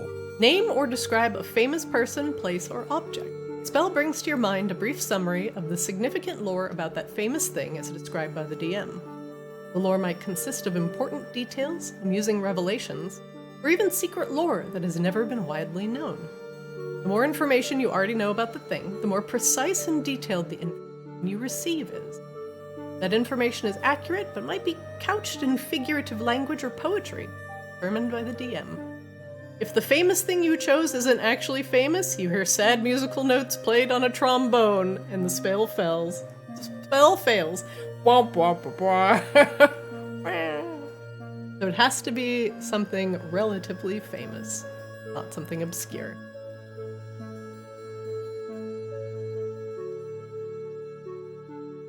Well, that's a darn shame because I'm pretty certain I need to research some pretty obscure information. Now, it looks like you do have some options. You don't want to do that one. You can obtain a reference book, which gives you a copy of a rare and valuable book that will benefit you in your book. Excuse me, can benefit you while you and the book are in your bastion. Okay. Bigby's Handy Arcana Codex. You have advantage on any intelligence check you make when you take the study action. Recall lore about spells, magic items, eldritch symbols, magic traditions, and planes of existence. Now that could be handy if you want to learn about the plane of air. The Chronepsis Chronicles. You have advantage on any intelligence check you make when you Take the study action to recall lore about historical events, legendary people, ancient kingdoms, past disputes, wars, and lost civilization. So really, it's just a lot of advantage on knowledge-based checks.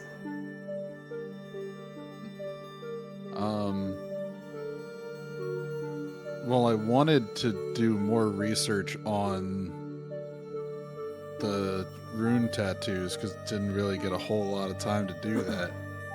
I think the Handy Arcana Codex is probably going to be the biggest advantage on that. Yeah, that's probably the one. If you want to Plus, learn more you know, about tattoos. I mean, I do, but also, can I have Big B's hand just turn the pages for me in the Big B's Handy Arcana Codex? Absolutely. Perfect. Okay. One moment, please.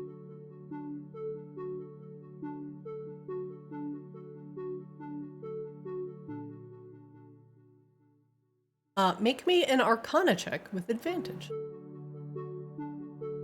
All right. Let's see. It's this.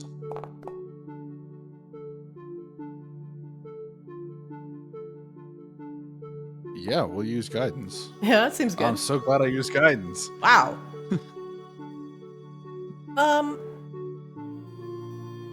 While you're researching your book, you notice that there is a lot of information about tattoos that contain special inks that can scribe magics into the body. Would you prefer to learn about elemental tattoos? Or more obscure and narrow but rare tattoos in history?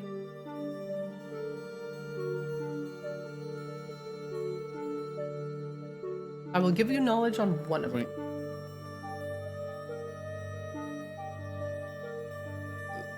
Wangdoodle's current thought process is that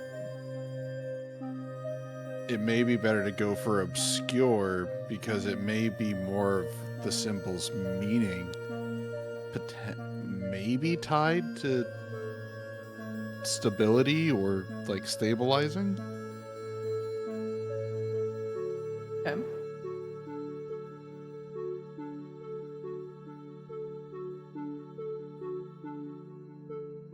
I think, yeah, we'll go with the obscure line.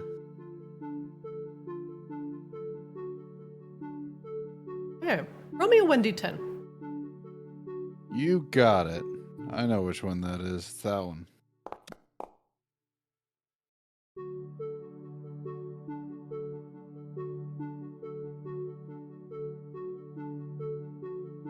You find some obscure history about magical tattoos.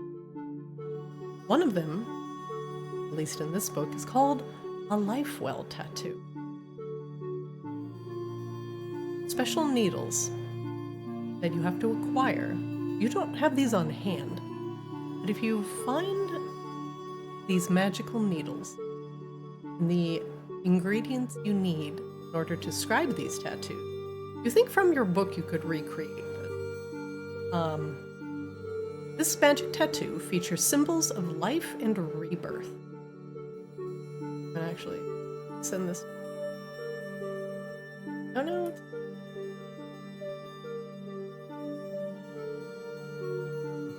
I'll just have to read it aloud. Life well tattoo, you say. You said ah at the same time the cat in Discord said ah, and it sounded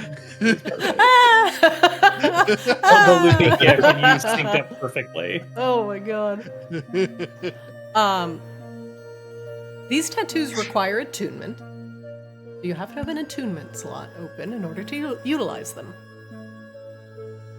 You hold it to your skin, or you want the tattoo to appear. And then, once you scribe this into your skin, you will have resistance to necrotic damage. And if you would be reduced to 0 hit point, you drop to 1 hit point instead. Once used, you can't use that property again until the next dawn. That's nuts, actually, though. That is wild. Just yeah, a I'm gonna need permanent death information ward. on those needles. Yeah, There I it had a is. character that had a tattoo like that. It was actually really dope. As long as you find this special needle, you now have the knowledge to describe this tattoo onto either yourself or any member of your party. I think C-Swap needs this. I have a question. Yes. How rare is this needle, and how magic is this needle? These needles would it needs to be made of adamantine, and it needs to be blessed by a deity that represents life and rebirth. Well, convenient. Ironically, you have both of these.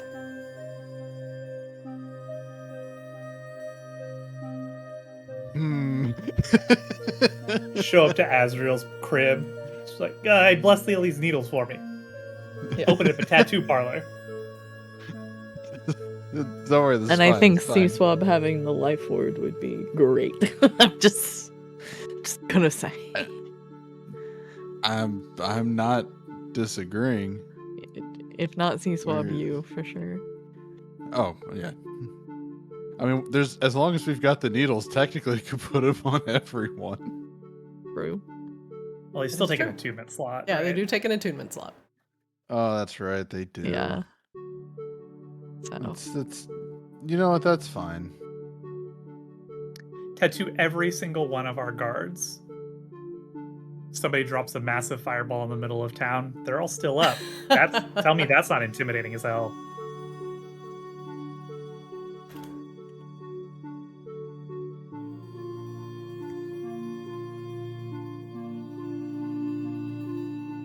Hmm.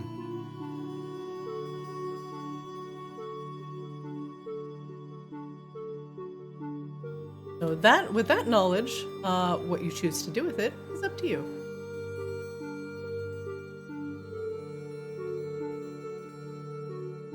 We're gonna start sourcing those needles sooner rather than later. Be fine. You just need some adamantine. It's one adamantine. How much could it cost? $10? I mean, I have an adamantium set of plate armor. it's true. true. We could break that down for that. I think we We've been also have a looking- like adamantine chainmail in the stash too, actually. So lots of adamantine floating around.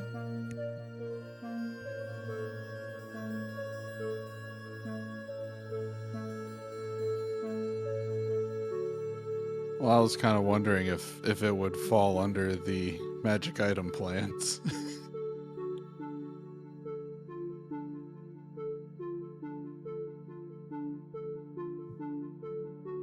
Sorry, what were you saying? I was curious of the if it would be a replicable item from magic item plans. No, it would not be. Oh. Yeah, because the What about the magic un- is in what the about the scribing unblessed? of the tattoo. Hmm. All right. Good to know. These are just blessed. Okay. Yeah, and especially things that require like blessing from a deity, you would actually need the blessing. You can't replicate that. Well, you telling me I can't set up a factory with, just really super low grade? Maybe it's blessed, maybe it isn't. Nope. Be blessed by an artificer. Don't forget to get your family-sized double blessed Oh god. sandwiches. Touched by an Artificer, the lesser known spin-off of Touched by an Angel. Don't like this at all. I mean, it didn't do very well. Obviously, it didn't test well with audiences.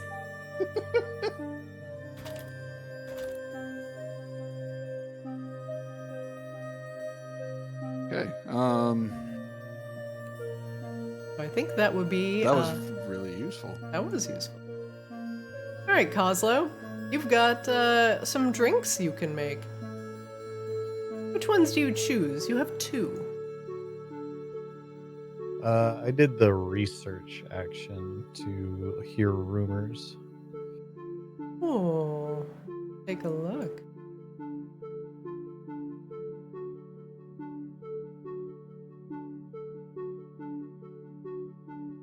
You commissioned the pub's bartender, who would be Grumpus, to gather information from spies who are aware of all important events happening within 10 miles of your bastion over the next 7 days.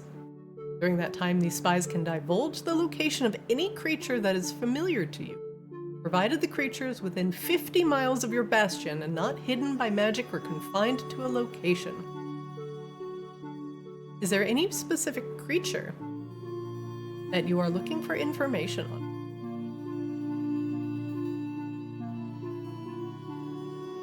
Also, if the spies learn the target's location, they also learn where that creature has been for the previous 7 days.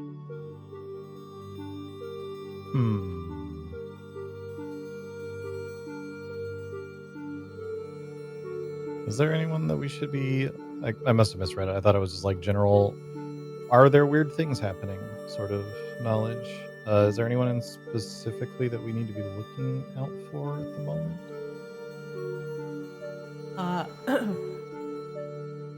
If I may suggest, the first time that you're using this, within 50 miles of your bastion, the Earth Ganassi that you freed from the vault of Vicaris is totally an option. Okay. Yeah, let's see if we can, especially with everything going on with that right now and Grana and so on. Let's see if we can find anything out about them. And particularly that, because we freed one that we were like, you should come talk to us sometime and we'll figure out how to make everyone happy together, and they never showed up. Okay. And then I also want to make sure any knowledge that we glean through that makes its way to Grana while she's doing her cloak and dagger shit. Okay. Coslow, you will use your bastion. Aid Grana's spy network. For the next 7 days, while she heads back down into Vicaris, not only will your spy help her find the Magmaran emissary, but will also give her information on where this person has been for the previous 7 days. It will tell her if her the Magmaran's intentions are good, or maybe the Magmaran has been captured. That something has gone very south. So you'll get this information in 7 days, so the next time you come back into town. Okay. But this will provide you essentially all the information you need to know about what is going on in Vicaris. Cool. It will be very valuable. All right. All right, Grabella. You issue the Harvest action. Grabella, you get a free potion of greater healing, which I will put directly in your inventory of healing. Yep.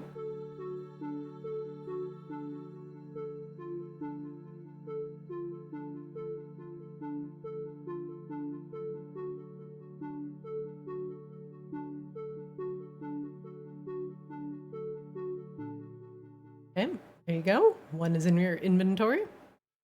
You regain 44 plus 4 hit points. You get that for free.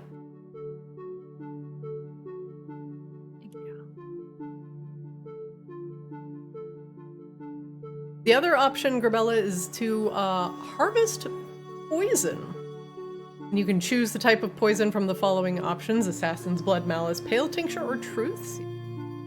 I'm assuming you do not want poisons, and I'm assuming you would prefer to have the Potion of Greater Healing. Depends on if Wang Doodle needs it for his research. That's a good point. That was my first thought when I looked at that, was that Wang Doodle might want poisons. So Wang Doodle, which one of those do you want? Because I have a lot of healing potions. Now, Wang Doodle, your new tattoo will not require any poisons, but if you do decide to do some more work on the slow, having extra poisons on hand might be useful. You know, I'm not really choosy right now. I mean, we are heading out, so let's say the strongest one that seems like it could be funny. Sure, DM. I'll take whatever that is. So, Grabella, it is either or, so you get to choose either a potion of healing or the poisons. Yeah. I just want to do one of the poisons. Okay. Move the potion of healing from your bag. Yeah, sorry. And which poison do you want? Surprise me. Surprise you? I'm sure one of them is going to be like a toxin that is, you know, slow to kill but compels the person to do the chicken dance or something.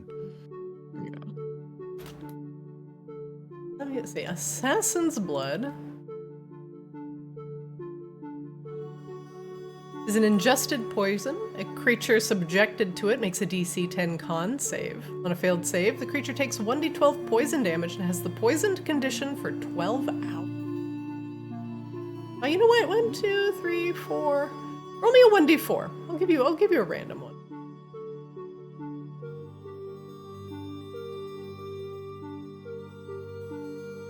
It's that one. Yep. It's okay. Assassin's Blood.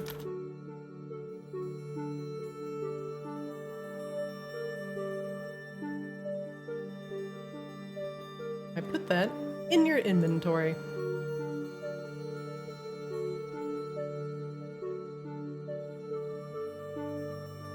In addition, you get some blood fern, which I will also put in your inventory. You can either choose to keep it, or you can sell it. I think Grabella would just automatically sell it. She doesn't have a reason to be carrying that around. Right, I will add 20 gold. A pot. There you go. I've added 20 gold to your character sheet.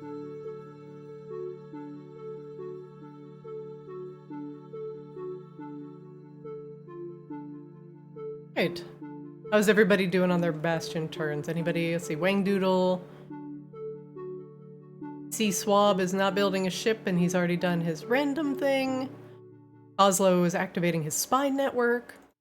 Grabella has acquired some poisons from the kobold, which they have sold blood fern for and have brought you back a delicious and deadly treat. I guess Rain gives somebody some hit points. And yeah, Rain, who gets a bunch of temp HP? What is what is C Swab and Wang Doodle actually? What are your guys' HP totals? Have 98. 99. Let's give C Swab 17 temp HP. Okay. Every day for the next 7 days. Seems good. Right, because it's my level. Mm-hmm. Yeah.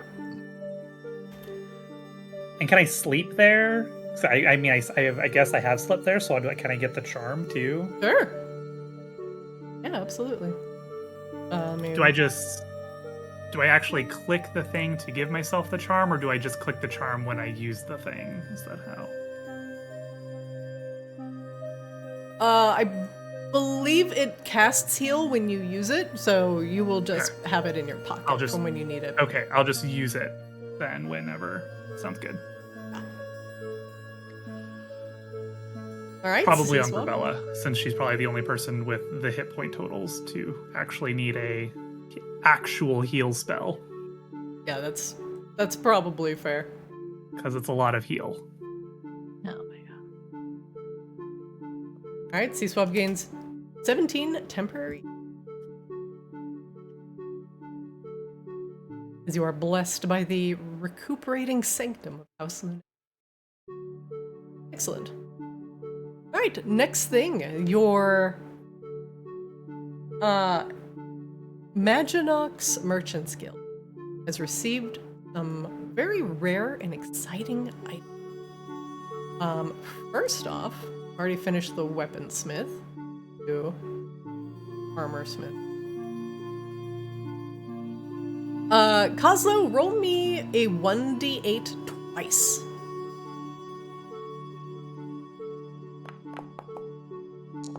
Five and a 7. Okay.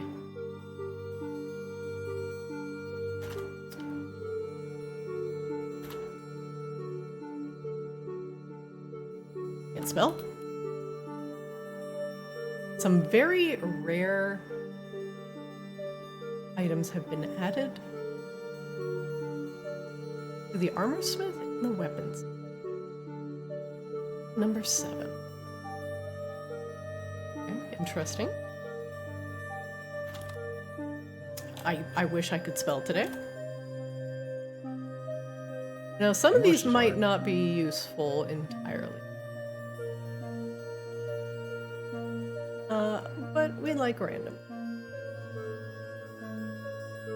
Oh, that is really. I'm like, what? What is happening? Okay, we're gonna do this. Alchemist. Roll me a do slash 1d11. We'll just pick a random number between 1 and 11. Please do that twice. This will be for potions. 10. Ooh. Okay. Interesting. Okay.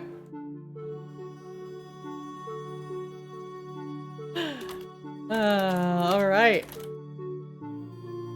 I'm gonna add these bad boys.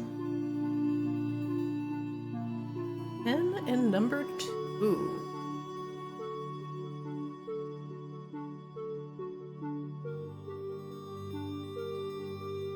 Now we have some very rare.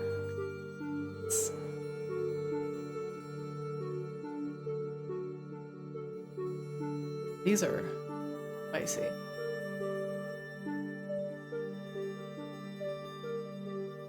Spicy means we can't afford them. Very rare.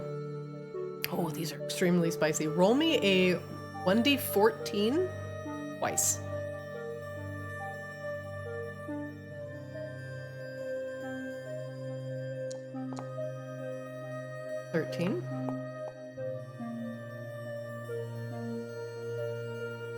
Reroll one more time.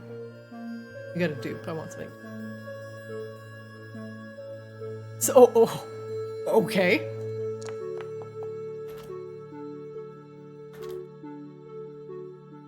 Okay.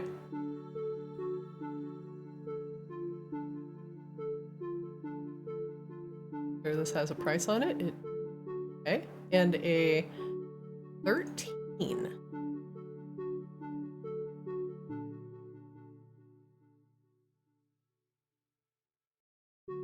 I don't know how I feel. These are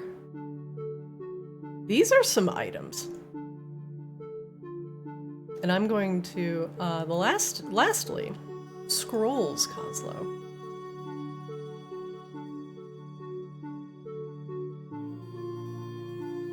Roll me a 1d11. Nice.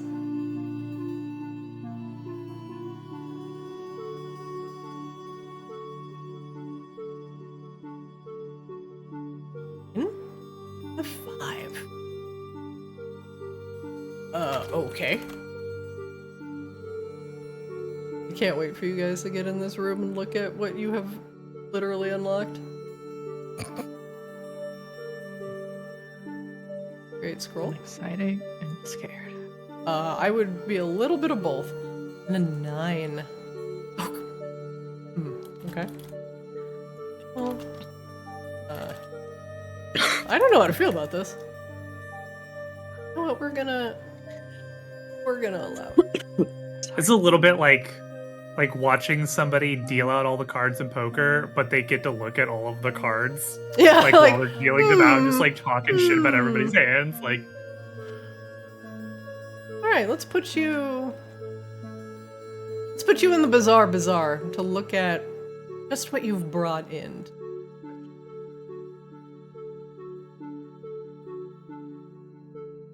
All 5 of these vendors have new things on them. You may look at your...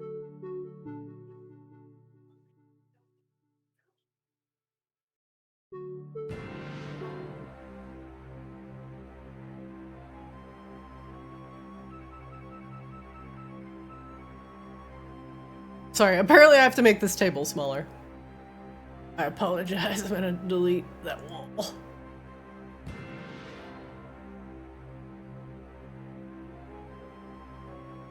Vendors greet you.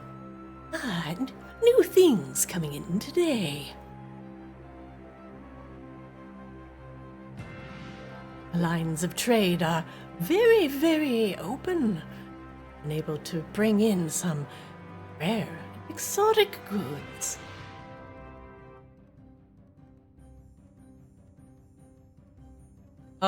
If you want to know what that arrow of slaying slays, roll me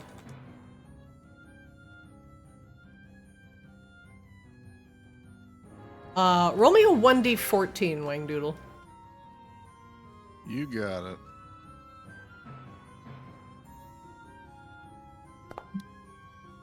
Five. 2, 3, 4,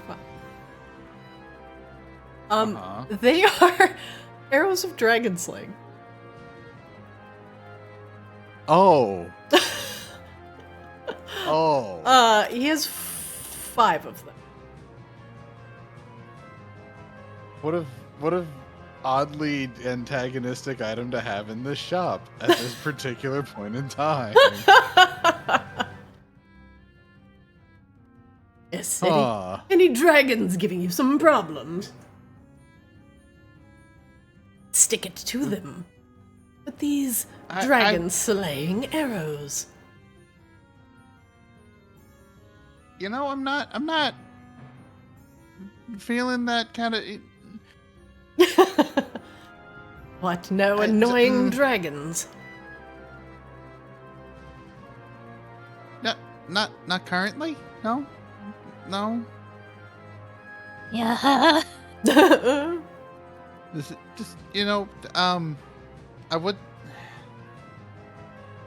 Well, you weren't there, so you don't really know what happened. So you know what? It's fine. It's fine. I don't need those right now. Thank you, though. Very well. See you next time.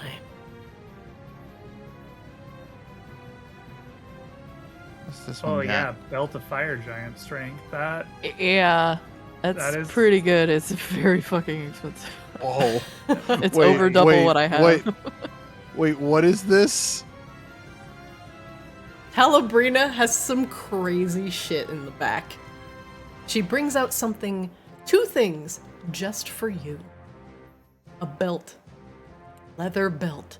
Thick with buckles, with flames scribed all over the leather.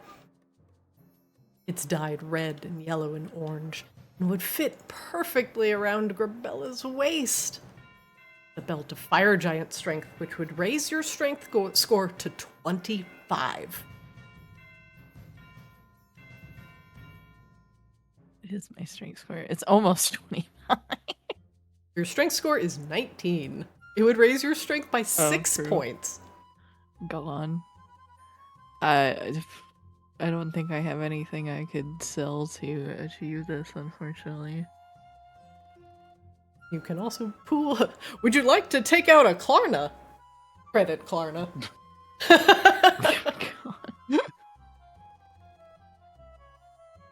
30% interest rate. It's practically free. Calabrina also brings out a small case with gems in it. When she opens them up, the single gem glimmers blue.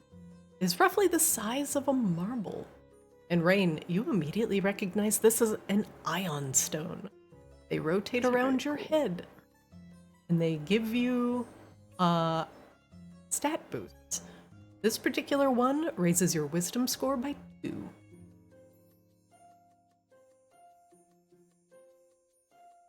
Would she be willing to accept a trade for the belt? What do you have, my dear? Well, seeing how she has this price, Rain also has an Ion Stone of Insight. And she has that price for more than the belt. Would she be interested in a 1-to-1 swap? You have an ion stone? Yeah, I literally do. Who gave It was you loot this? that somebody did. It was loot that somebody didn't want from, I don't know, a couple dungeons ago. So it's been been sitting in its bag because like nobody wants the. We don't have any priest classes, so nobody wants the attunement slot just for. I'm a wisdom. cleric. You're not a wisdom cleric, Coslow.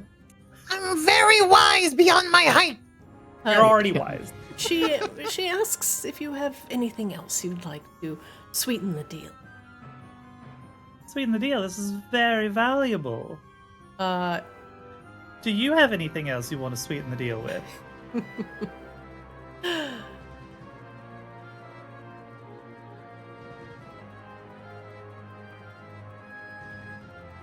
She thinks. Merchants are very quick to try and rip off like the queen who just raised their taxes. She understands that this is an extremely rare item, but apparently there's 2 of them in this shop right now. Yeah. She will also ask for your ring of telekinesis. Also? Yes. No, the Ring of Telekinesis buys both of these items instantly. She would do a straight trade for the ring of telekinesis.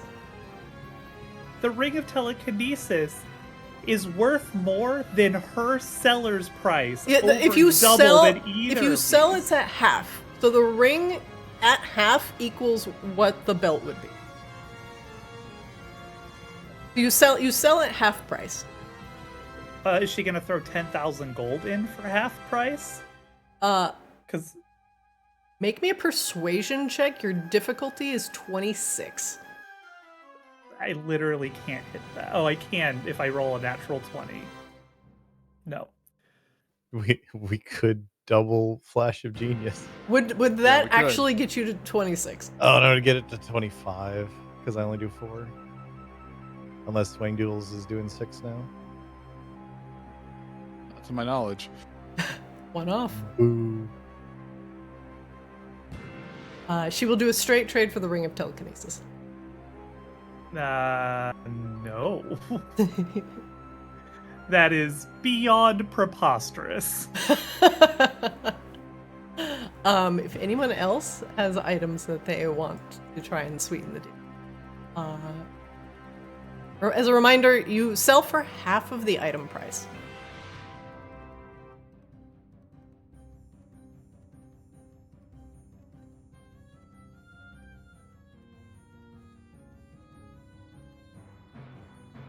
Like, the Ring of Telekinesis is actually useful. It is, but you don't have it For attuned and you us. haven't used it yet. So, No? finally, one merchant that will hardball you. What are you talking about? All these merchants do is hardball us every time that we're in here.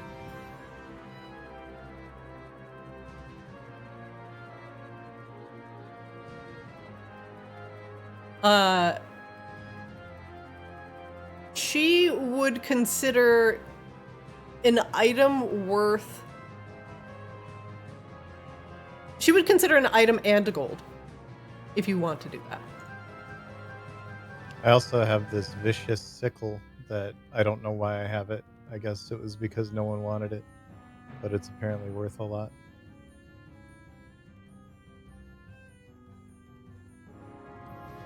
Oh yeah, that is We worth a can lot.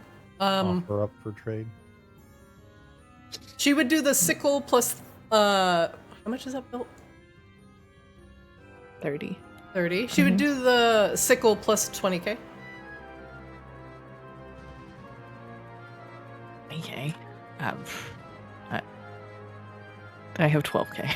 So if we can't do the belt, that's fine.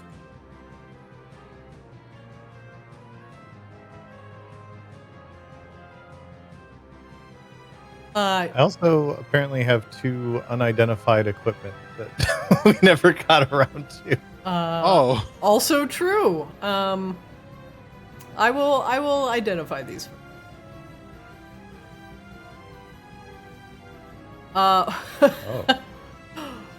One is a. Nope, that's not what I identified.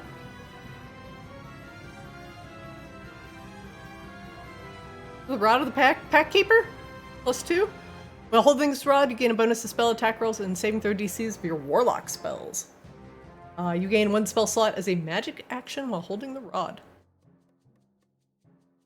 What is a magic action? Oh, it's like an action. It's just an action, but you're specifically casting a spell.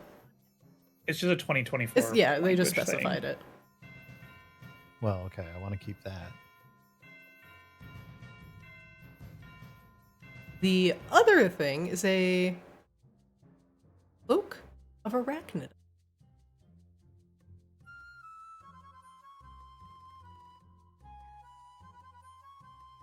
God, my inventory really is a bottomless pit. It really is. Never give me things, because I will forget that I have them. Noted. She will trade the sickle and that cloak for the belt. Does anyone want this sickle or this cloak? Or a straight trade for the Cauldron of Rebirth. No, we need that. What is she doing? She's like, I will give you a straight trade for a literal legendary item. Like actual artifact quality item. Sure, you can have this thing. Fire giant strength. It is a really, really. It is an insane build. The amount I will be able to. So hard. It's the not amount a I will belt be able of to storm smack, giant though. strength. Okay. Yeah, but That- the amount of that would smack be I an will do artifact. is nuts for that. So, does anyone care about this cloak, or I'll also link the vicious sickle, which I assume I have it because no one wanted it. Probably because of vibes, honestly. No, that seems like a good trade. I literally grabbed this ring of telekinesis because I was like, I always forget to grab it. And it might be situationally useful, so that's why I'm like, eh. In this case, we will happily offload the random bullshit from my inventory to get the belt of fire giant strength. All right, vicious Nice. sickle and the cloak of arachnida. Yeah. Okay. 1 moment, please. I'm going to be even more terrifying. And you can give Rain the does also cloak have the directly- iron or the belt flask. directly to Grabella. Kazo would hold onto it for a second, flex his muscles, and then hand it over to Grabella because he has no interest in being close enough to punch anything. Grabella's gonna like go pat somebody and just like drill them into the fucking ground accidentally now because she doesn't know her new strength. Yeah. Because that's a +3 bonus. If you only have a 19 strength, that gives you +3 bonus on like your rolls now, not just the +6. Right? Am I crazy? Am I doing that math wrong? I think that's correct. 20, 22, 24. Yeah, so it's a +3 bonus. Holy shit. Do you want to pop that in my inventory? I or- am. Thanks. Here it comes. Also, if you have a moment to add the attunement option to the Rod of the Pack Keeper so that I can attune it in my inventory. Oh yeah. So that then I can figure out what the fuck I'm doing with my attunements. I think I have to finally unattune my hat until I need it.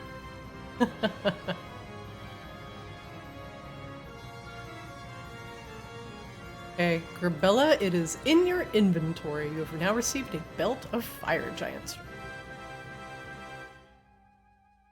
Just a reminder, if you have another belt on, you cannot wear 2 belts. I don't think I don't you have think 2 I belts. have a belt. Nope. No. I don't Belt think slot so. open. Does she even have pants? Does she? The Rod of the Packkeeper needs... Yeah, it says requires attunement by a warlock in the tooltip, but it doesn't have the ability to attune it in my character sheet. Oh, yeah, you're right. All right. Bella, were you Yeah, using attunement. Gauntlets of Ogre Strength before? Yes, so those got. So it's just a hard swap in your attunement slots. Do I have to attune to the fire giant? I do. Well, You do, definitely. The gauntlets won't stack because it just sets your strength anyway. So like if that's what you're attuned to, then that seems convenient. yeah, I'm missing the 14 damage if I roll a 20, and the limb loss.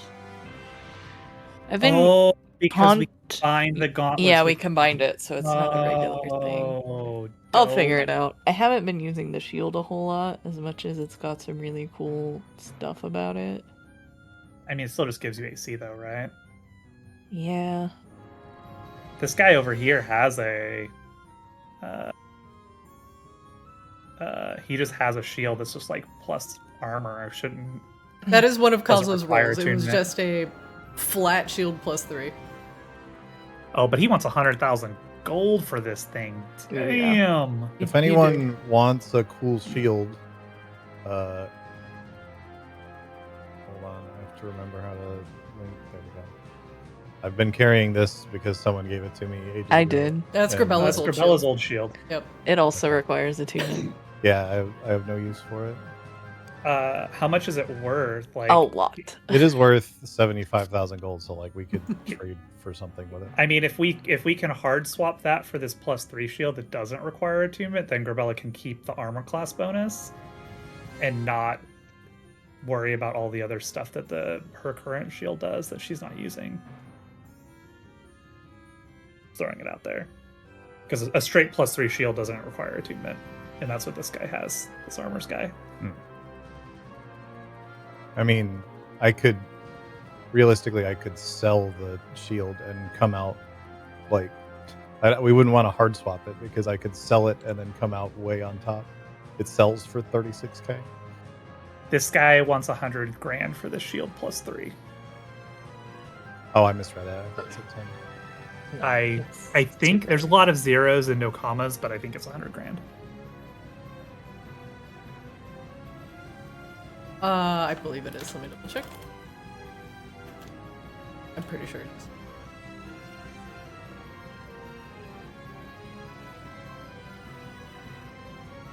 No, it's 10,000. No, it's 10,000.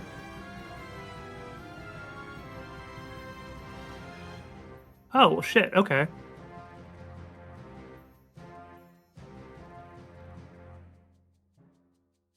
Assuming that Grabella wants the shield plus 3. That Sure. seems like a good swap.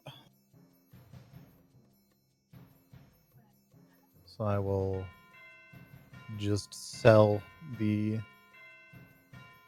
fancy one. Yeah, feel free. You can sell it directly and just buy the shield plus 3. Are we sure we never want to use that shield for anything? I guess so. Like Grabella's the only one who realistically would use it. It's right? been in Kozlo's bags since It's been in there for Kozlo's, ages, yeah. Yeah. grief. Like it has some nice stuff on it, but at least as far as I'm concerned, the staff of fire I have also gives me resistance to fire. And cool. that lets me cast fireballs more. So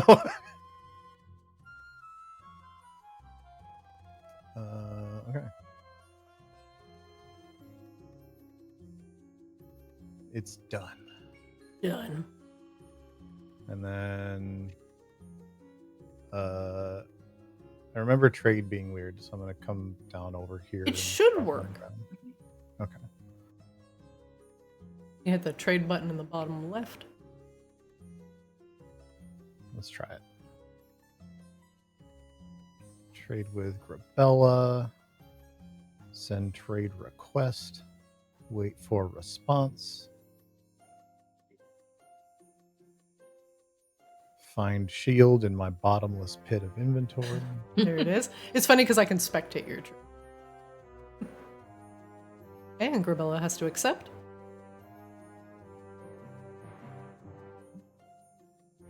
Okay, trade concluded. Worked. Hooray.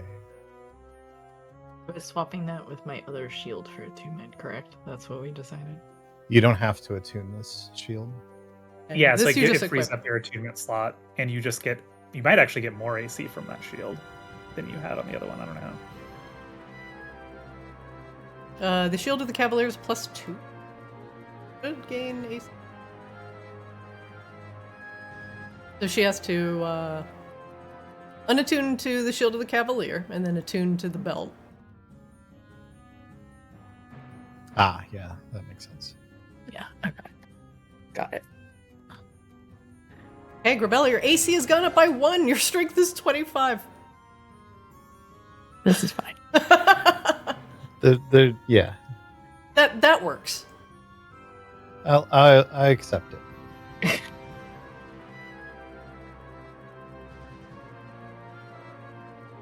Very good. All right, what else are you guys looking at? There's also, don't forget, Screaming Scrolls has 2 new scrolls as well. Yeah, they're not useful for me. One I already have, and the other one is a cleric spell, so Rain cannot. She can't scribe it, but anybody can use it and read it. I thought it was only if it was on your spells class list. Oh, I'm sorry. No, as long as one person in your party, I believe, can read it, you can use it.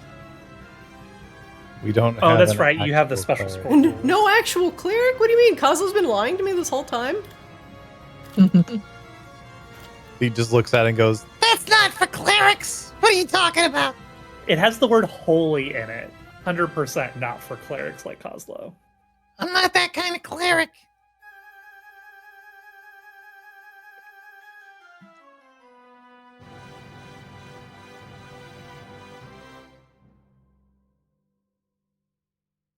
Oh yeah, you have to have it on your spells, class's spell list.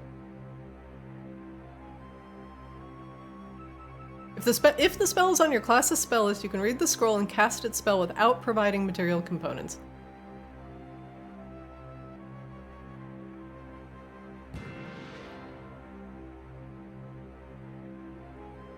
If somebody wanted their own personal demiplane, theoretically. They do have demiplane.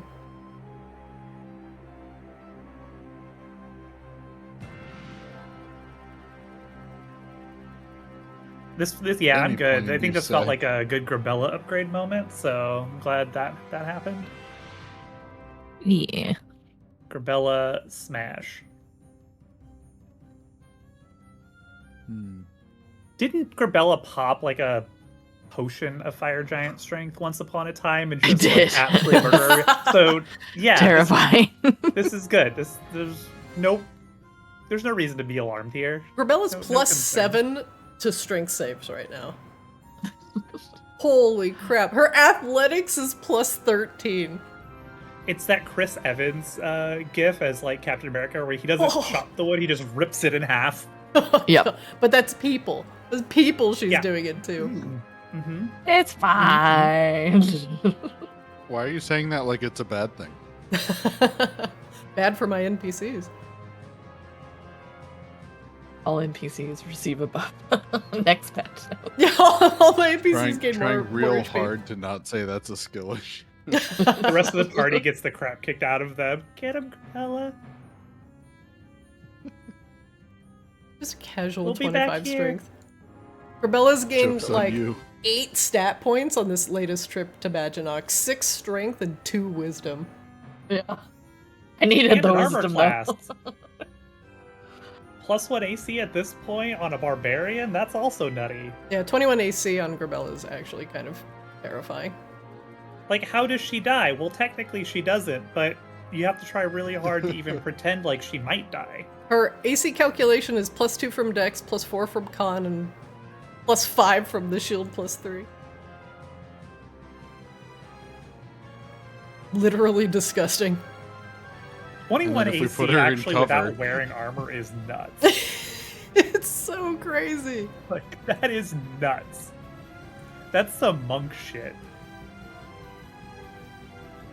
Can we make Grabella a special backpack so she can just carry one of Wang Doodle's cannons at all times? Probably. What do you mean a special backpack? Just make a mount. All right, is everyone done shopping?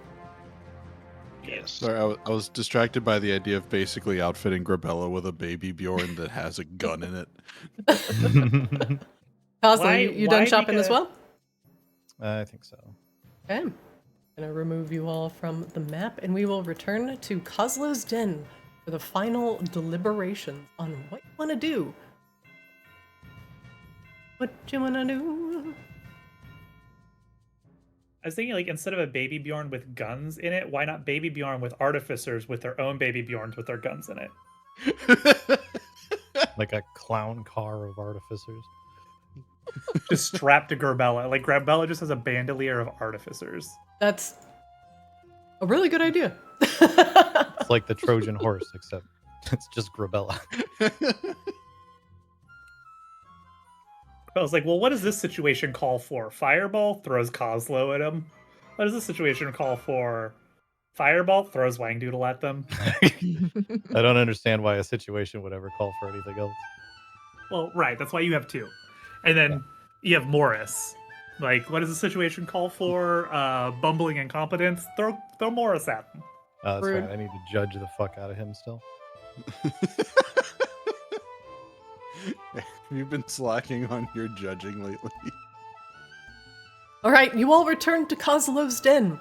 The free samples that Grumpus has been giving out has been working. Business is still booming.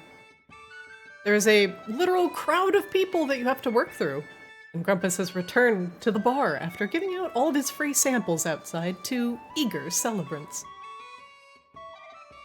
Sunny moves aside to allow you all through. Oh, hey guys. Hey, Sonny! Business looking good, boss. Great work, Sonny. Keep it up. Thanks, Wangdoodle. You're the best.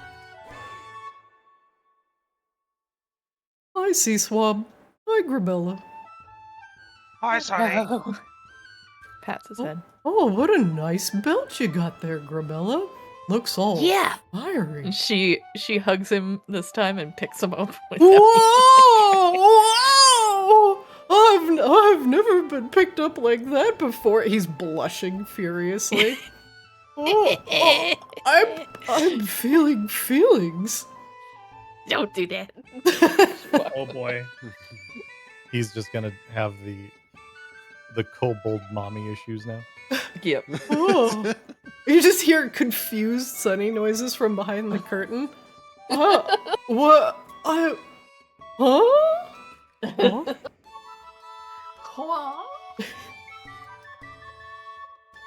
Yeah, welcome back, everybody. Ain't got a lot of time to chat.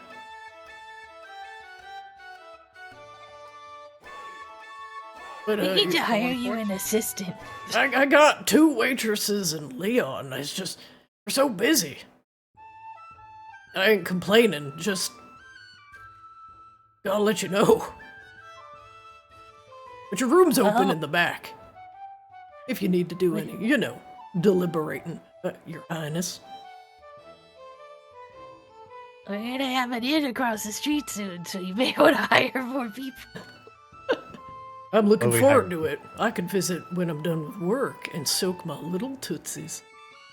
Heck yeah. I like that, like, we go to Kozlo's Den's VIP room for our actual important business when we literally have full access of the ruling palace of the city. Just like, no, we're gonna go to the bar. This is where the real work gets done. Yeah.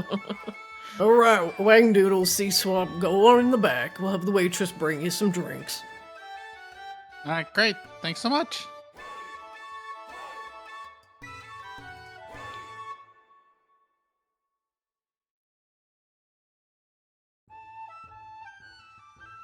Christina, was Rain able to finish reading the Dex manual this week?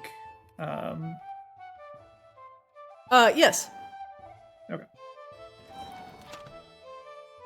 The waitress takes everyone's order.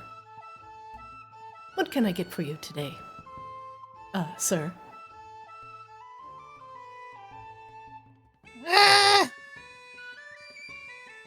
Something cold and wiggly. You've got it. And for you, Did ma'am. you say cold wiggly? I would like not that. I would like some snacks. And maybe something non-alcoholic to drink.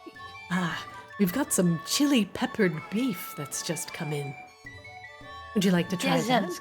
Yeah, that sounds good. It goes excellent with the new wine we've just gotten imported from Xavier. You know what? Yeah, a glass of wine. We'll do that. I don't want to get too schnockered. Wonderful. It's a hearty red Merlot. Just like your hair. I think you'll love it. No, Were you drinking your own hair? no. What can I get for you, Dockmaster?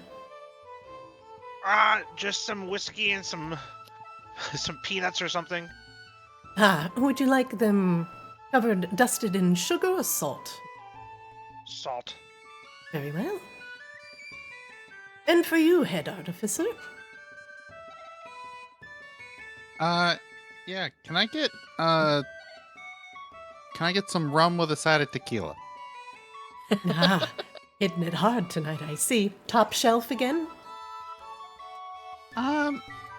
Nah, I actually gotta do some calculating later, so let's just go well. Very well. I'll make sure I pull the worm out of your tequila and put it in Koslev's drink. He wants something wiggly today. Yeah! That should go nicely, thank you. Oh. And for you, Your Highness. Oh, fried cheese and wine, please. Wonderful. White or red? Whatever you got from Xavier. Wonderful. Red it is. And sauce for your cheese? Obviously. Marinara coming up.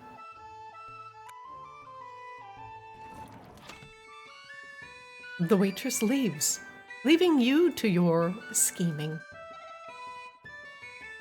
Scheming? We don't scheme. Kozlo's definitely scheming, Well, okay. but he's just always like passively scheming. All right, it's time to formulate a plan. Oh. Okay, so we're going to the air, right? Plane of air? Yep, I think so. Don't know where else we would That's go. up, right?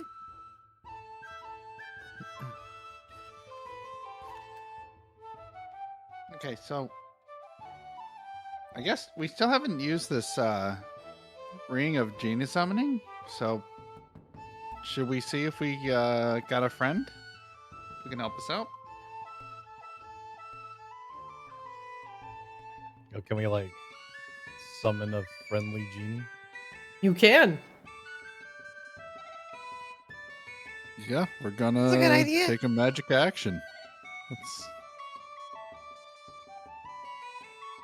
Let's go ahead and do that then. I'm sure this will have absolutely zero repercussions for doing this in the back room of a bar. Like I said, it's where the real work gets done. Wang Doodle, link your ring of genie summoning. Okay. Right.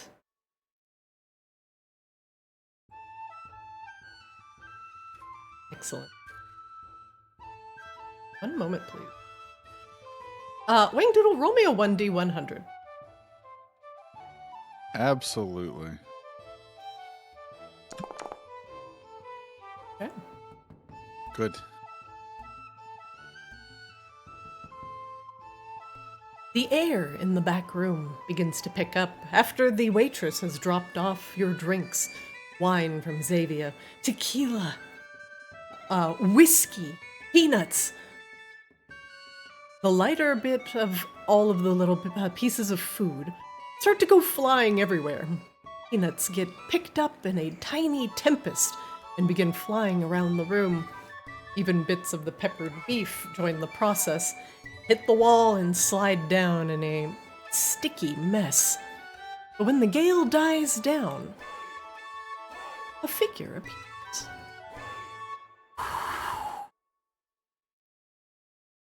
A dark blue skin and a thick white beard. A djinn appears. He sits on a cloud of air, seems to suspend him over the floor. At his side, a sharp, curved scimitar. He is wearing light silks, and he is massive. At about 11 feet tall. This djinn sits on his cloud and floats just higher than the table, with arms crossed and a slightly annoyed look on his face. I told you once, I told you 100 times, Curator. I cannot grant a wish. I can't even grant a wish to something without a soul. Oh, you're not the Curator. He uncrosses his arms and floats slightly lower to the ground. You're not familiar. Well, this just at got a lot all. more interesting.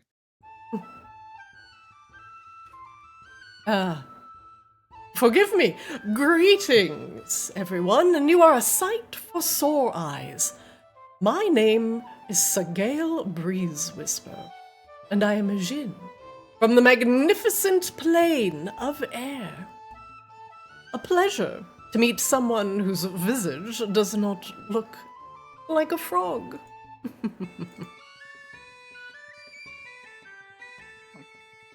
Sure. Well, my name's Wangdoodle. Greetings, Wangdoodle. Did I hear you right? That the last person that communicated with you through this thing was Curator? Ugh, a detestable fellow, yes. Small, frog-like. An air of arrogance and rudeness, yes. He demanded the impossible twice over. One, for me to grant a wish. I don't even have that capability. And two, even if I did, I can't grant it to something without a soul. And for that, he wanted to punish me, and stuffed me back in this ring. Last thing I saw was the face of a couple curious tigers who asked me the same question, and then stuffed me back in the ring. It is good to be out and stretch my limbs once again. Oh, are those peanuts? Yeah, sure. Help yourself. May I? Oh, yes, I do. He takes a big handful and crams it in his mouth. Sure. Well, things from the material plate are so rich. What a treat. Try the What a fried delight. cheese next. Ooh. I don't mind if I do. He dips it in the marinara to the hilt. You know, you should really get to know the rest of these people. Wangdoodle looks around. Then looks at Seaswell. I was like, I don't want to tread on your wake. So, do you want to take over? Caesar's like, here, eat my fucking peanuts. He's just like a handful of peanuts, another cheese stick, grabs the wine. Oh, delicious. Oh. Now this is a party I am happy to join. Not like the heat, the hells. Ugh, detestable place. Tell me, he looks around, and I'm presuming mortals, how did I get here?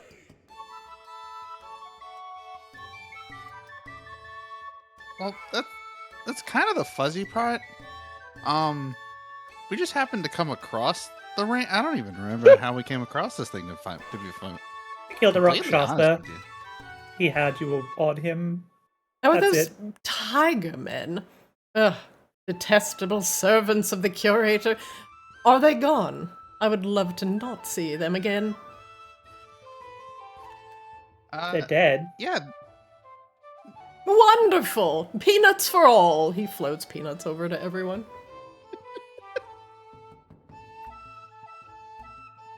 Soon, the bowl of peanuts is empty.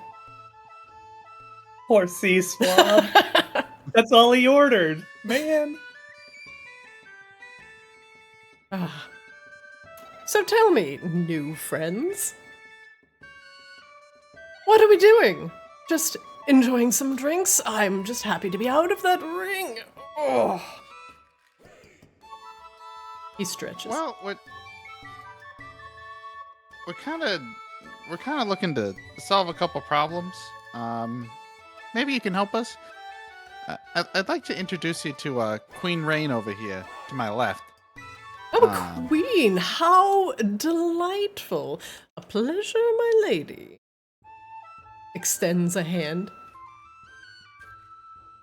Rain has one hand holding a cup of marinara sauce and the other one with fried cheese, and she just goes, and nods politely. Sorry, I was already a queen today for like 12 hours. I've hit my queen quota. It's fried cheese time. It's a pleasure to make your acquaintance, though. Ah, then a queen, then certainly you want the consultation of a wise Jinn. Tell me what plagues your city. A problem you need solving? Perhaps a prophecy needed unraveling. Us Jinn are masters of prophecy. Go on, tell me your ill omens, and I shall decipher them. Actually, I think we were looking to help you with a problem, more or less. Help me. Mm-hmm. Yeah, we're hunting Abishai. Well, we're also trying to make friends with the Aegean to reopen the city of Brass. Oh, right, that whole thing. Yeah, yeah, sorry. Slipped my mind. The city of Brass. That is a name and a place I haven't visited in quite some time.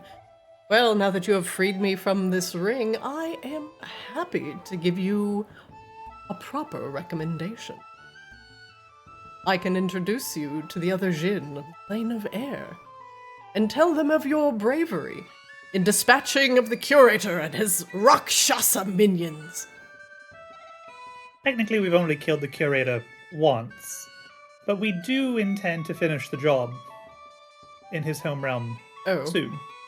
He looks mildly disappointed. Ah, but then, the bravery of the mortals that have killed the Rakshasa minions that have imprisoned me in this ring for, well, who knows how long. Tell To me. be clear, we did kill the curator, like I said, once, but you know how demons are. Banished back to the Nine Hells, I see. Well, But very also, well. I think we were looking, we were told something about a missing storm that we could potentially help out with. He thinks. A missing storm. He scratches his chin. Perhaps In the I've Plane of Air? been locked in that ring for longer than I thought.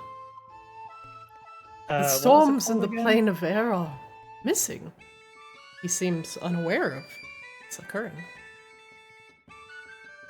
Oh, so then we definitely will need you to offer a recommendation of who to speak to when we get over there. You say the storms of the Plane of Air are missing, then times are dire indeed. Last I left the Plane of Air, they were roaring, vibrant, tempestuous. And certainly, you have the means of propulsion. He kind of bounces on his cloud a little bit. Mm-hmm. We have an Oh, airship, and Grabella's a wonderful. dragon. Aye. Oh, what a And I curious think- group you are. Most of us have some form of aerial locomotion, except for, ironically, Sea Swab.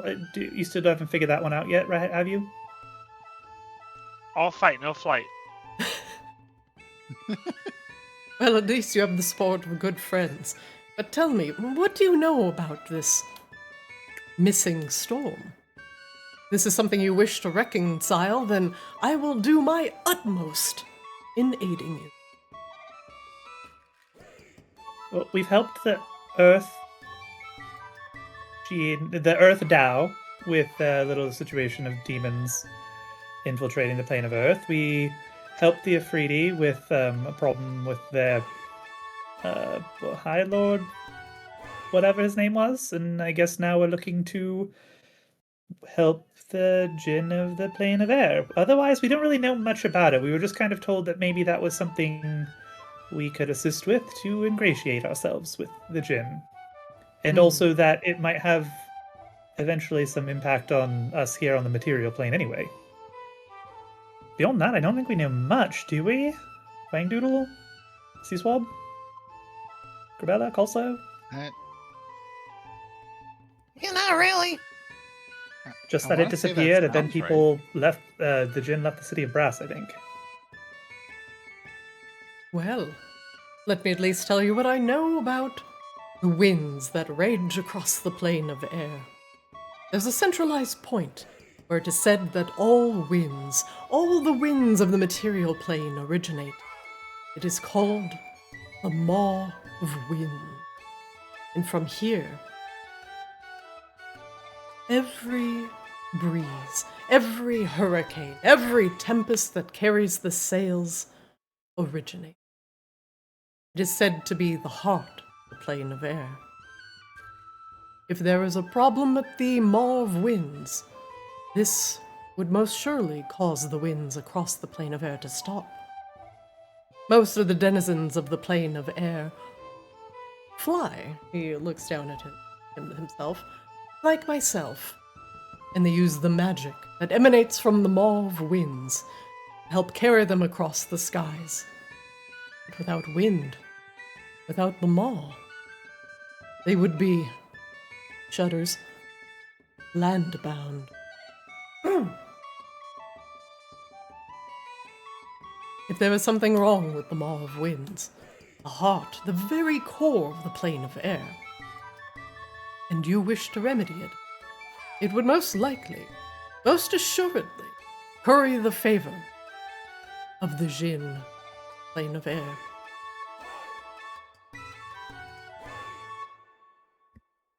And who would we speak to about gathering more information once we arrived?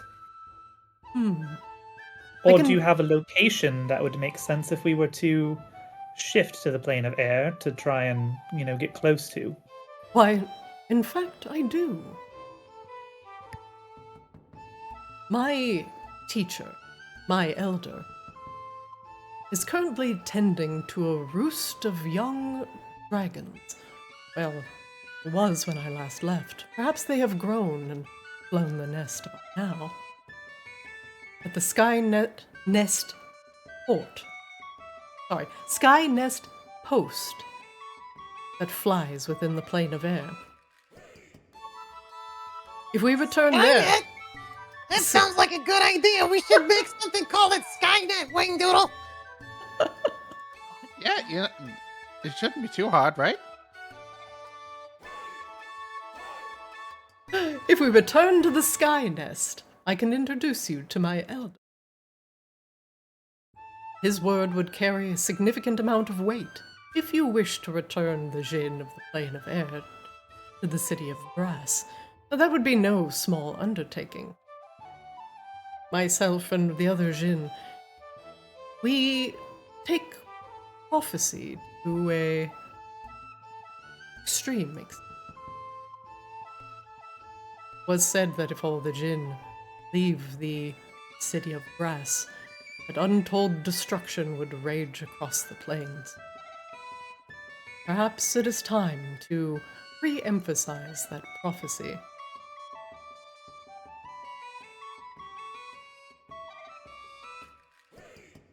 So what say you? We return to my home at the Sky Nest Post. I can introduce you to my elder, and we can see what is going on about the Maw of Winds. Sure. Sounds good to me. Maybe you can put in a good word for us, too, since we got you out of that ring and all that. Of course. It is entirely my intention. You have done me a great kindness.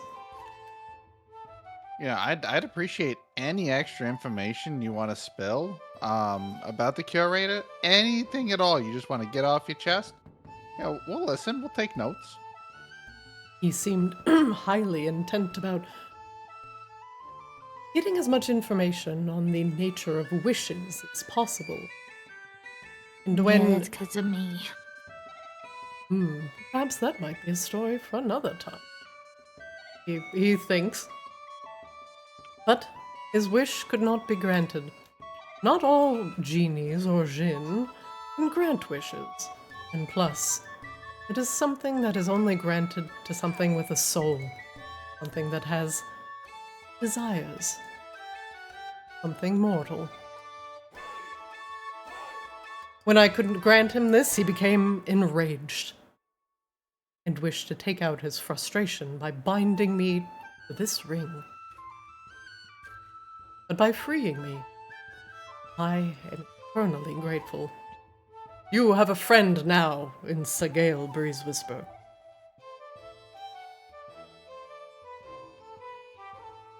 Welcome aboard.